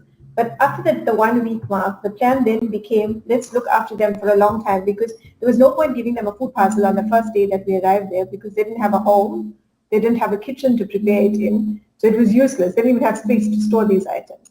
And the plan thereafter was to partner with other NGOs and help these families to rebuild. So the long term was to get them back onto their feet. We looked after them in the short term to provide for their immediate needs. And then in terms of long term, the bulk of our focus points are education, water relief, food security, those kind of things. Then we look at projects. So, if there was a disaster, when KZN floods occurred, there was a shortage of water. There was no clean water. So for the first few weeks, all we did was bottled water that went out to communities. But it's not sustainable to keep giving people bottled water. Then we looked into putting boreholes into those communities that were affected. And, we follow up with those communities now 3 years down the line. And most of them, we've eradicated the issue of water. if we do educational support, meaning we upgrade school facilities, we provide infrastructure and resources to those schools, it's a long-term investment because it's not something we do today and it's over by next week. If we upgrade a facility, it's going to serve the school for the next few years, if not longer. I love that. Yeah, that is I love beautiful. that. So as you were found on your website and on your pages of the amazing, humanitarian work you've done across the globe. And that just, is powerful, especially when, people don't realize how small acts have such a big impact. Yeah. And that it can be as big as to go across the world to those who are in need. And, we learn from people like, Abu Nelson Mandela, people like now who have inspired some of the humanitarian work that you've done, like you're saying, that on 67 Minutes, you guys were out there at the Wanderers Stadium, giving out and, giving back and giving out what people and communities are in need of. So it's clear that your work is built on compassion and service. So, for someone listening and watching right now who wants to know what's that one small thing that you'd like South Africans to remember about living honorably in their everyday lives, because compassion and service isn't something we do once. It's something we need to reflect in our everyday lives. Absolutely. I think the one thing we want people to is that we are all here. I say this often to people and to friends, that we all have been gifted with different talents, with the knowledge for different things. We have education. Some are good with their hands, some are good with figures, with different things. And yes, we all need to earn a living. We all need to provide for our families. We need to take care of ourselves. We have some needs. We also have desires. But our purpose in this world is not only to drive a nice car or to achieve, a qualification. And the sooner we all realize that we also here, if there's no benefit to us if we've achieved what we want on a personal level, but we can't benefit somebody else. Our religion teaches us there'll always be poor people because it's compulsory for us to give charity. So God will always have that less privileged person out there that needs some support. And, if you can go to bed once a month knowing you've helped somebody who had less than you, I think that is more fulfilling sometimes than the salary that comes into your account at the end of the day. It's the personal fulfillment.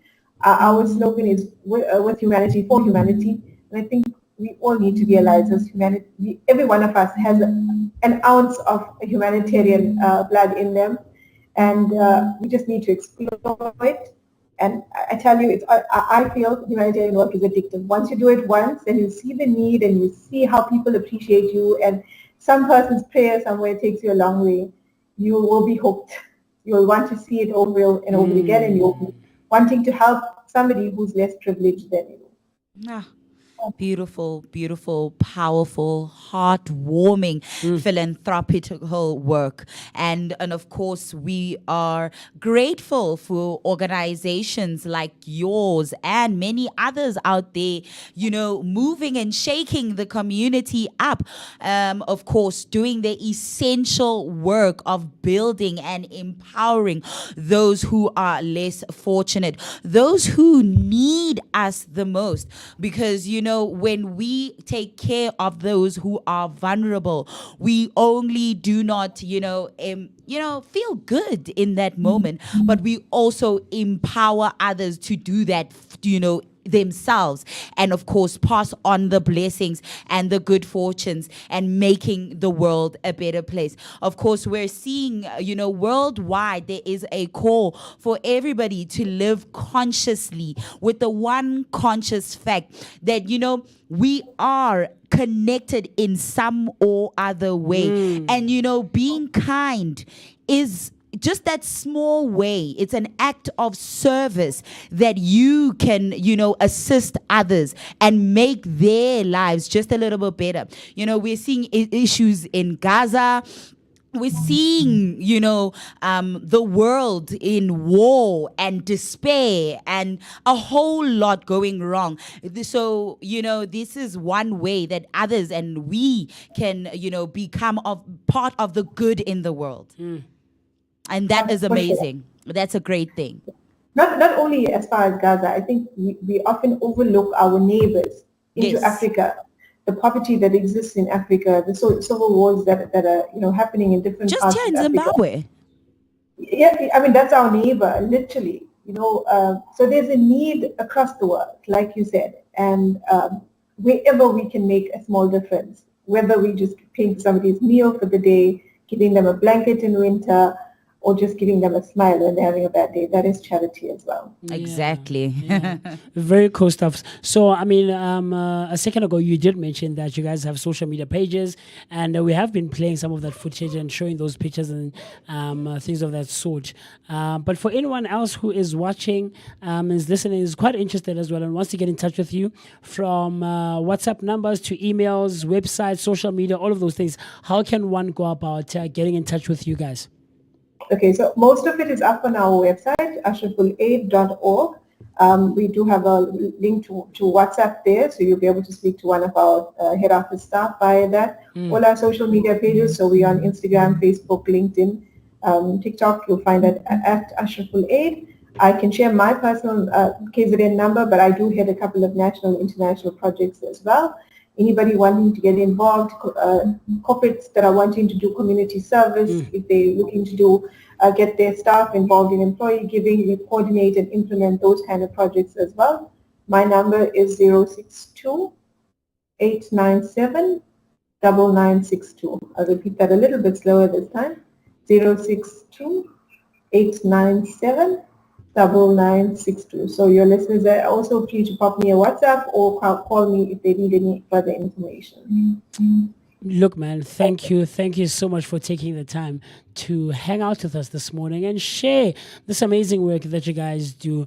Like TC mentioned, we need more people and more of us even, just as individuals personally, to take up some of this work, because I have done a bit of work that is of giving back. Charity work. Charity work. And, she is absolutely right in saying that there's, I don't know how to explain it, but there's a fulfilling feeling that comes about helping the next person and seeing the appreciation in their face, and, just that small form of relief that comes with the little that you're offering, like you mentioned, whether it being your time, your smile, or aid in form of funds or in form of food or whatever the case, there is something about giving back. And I think it's a innate feeling that all of us possesses, and it would be very, very much, condoned to take up this work. So thank you so much for all of the work that you guys do out there. Thank you. We trust that your listeners will get involved and people would want to give some time or funds to a cause. Like I said, there's numerous NGOs. There's not enough of us servicing the needs of the less privileged. And we all have it in us to become humanitarians. No, thank you so much. And, hopefully in the near future, you can come back again and share some of the work that you guys will still be keep on doing, and see how we can also get involved and get our own viewers and listeners involved a bit more in terms of contributing anything that they can to help everyone else out there who would be in need of that kind of help. Thank you. Great. Thank you so much for having me, guys. I really appreciate it. It was an honor to be a part of your show today. Yes, ma'am. Do enjoy the rest of your day. Yeah, thank you. Have a good week. Thank you.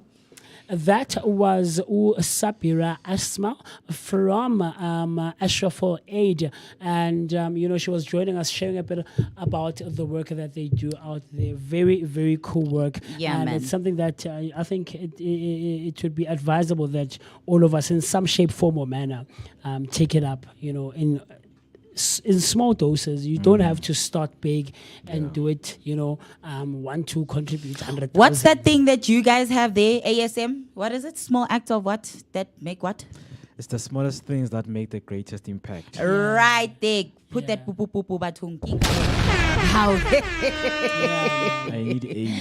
Hi, Kawana. You also need aid in energy. Right now, some things is happening with you. son of Ke Mother ukugula kwakho kuyabuya ingazogula la. Tlo re swela. Aye niyathanda Ayirusmucha bana ukuzosulela babathu. ngezinto zakho. Sinabavakashi.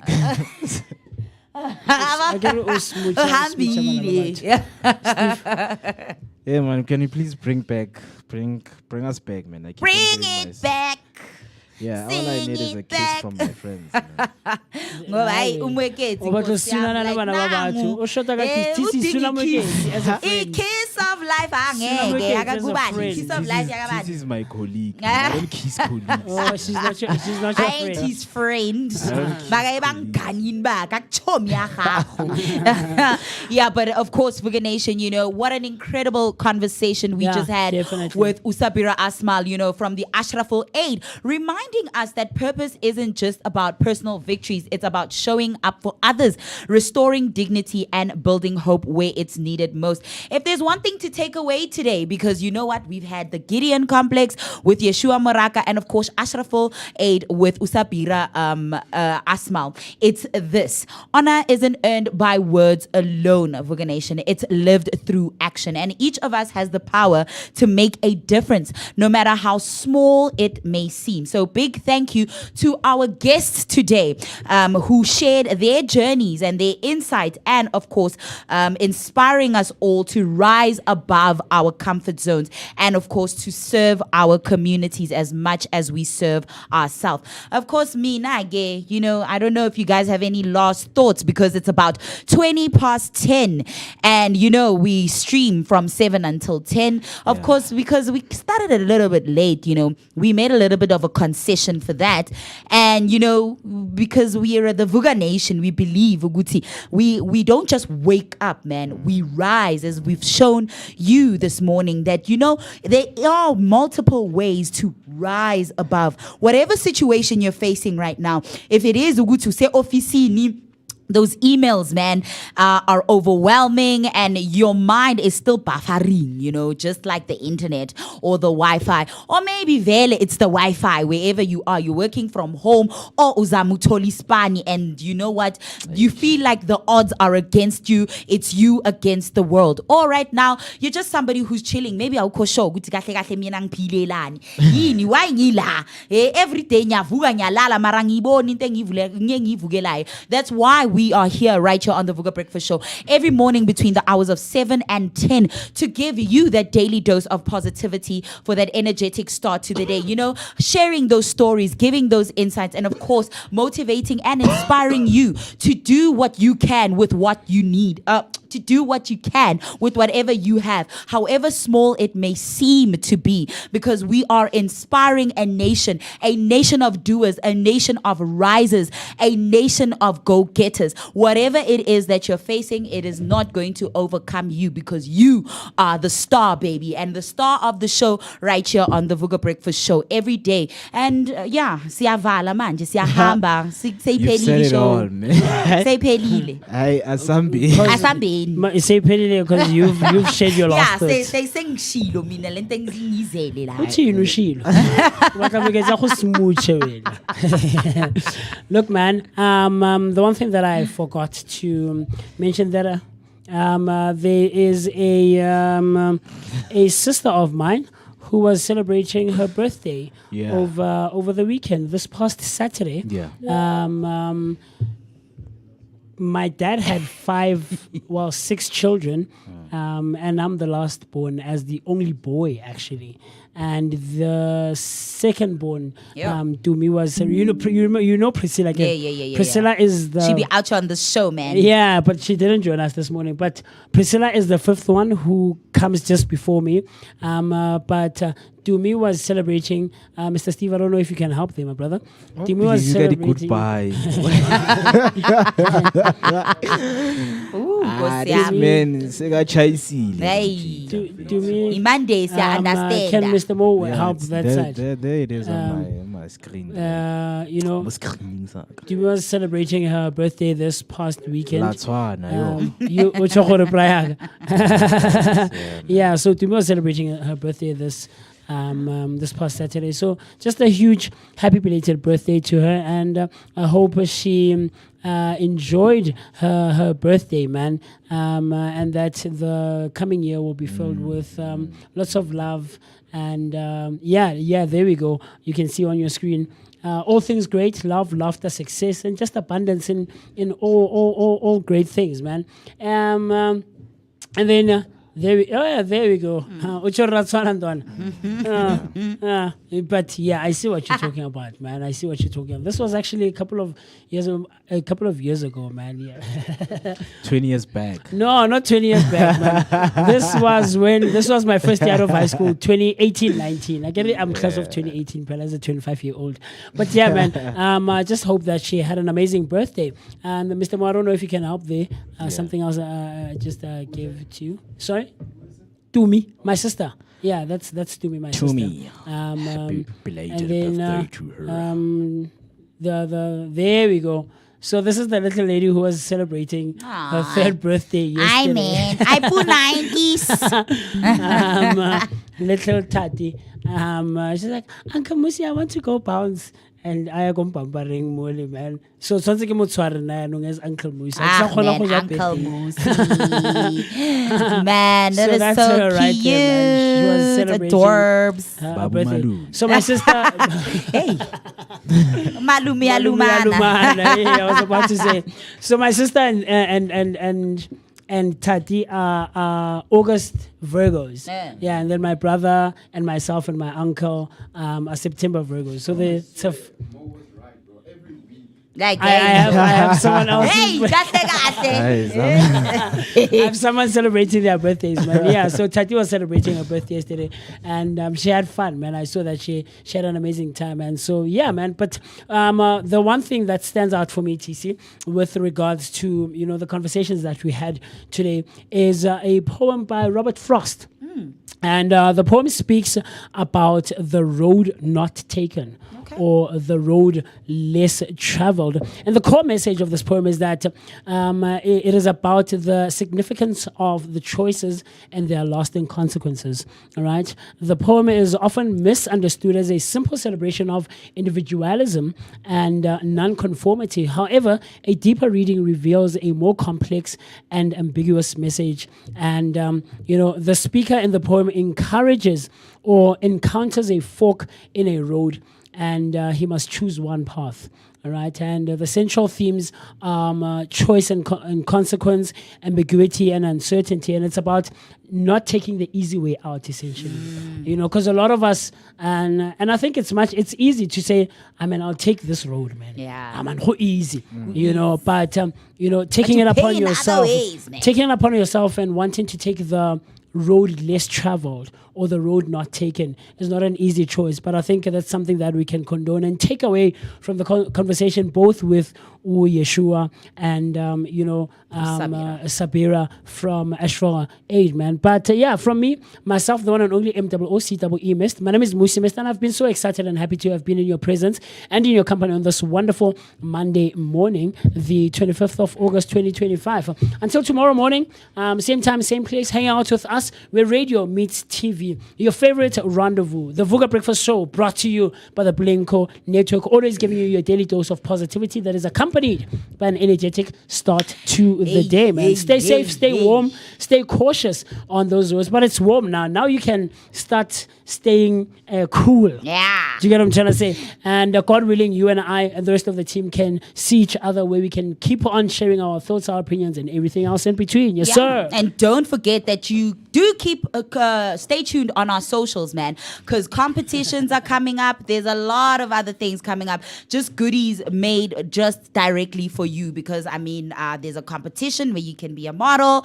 You can join us at the Kota Festival, of course, not forgetting the pots and pans where we cook, man, and of course, those things are always coming at you hot and fast right here on the Vooka Breakfast Show. Of course, from me, Utisi Mazibugo Shabalala, your prime cut creative and positivity dose of the day. Umam Shengu Omuhle, Umwela Sawawela Ngeibugo, Indlovukazi Yagwantu, Nitignina Bayete. Man, always reminding you to keep that energy high and always step out in style because you are the main character of your life, baby. Yeah. Just a reminder, man, you're not cool if you don't have a pool. So wow. Wow. Forget. Okay. But yeah, man, thank you so much to all of the people who were with us throughout till the end of this wonderful, epic, interesting show, man. Till we see each other, my name is Mugeti Maimaneke Max for maximum temperature. I am the son of Mother Nature. And until we see each other next time, please stay safe and take care of yourself. Spread your love.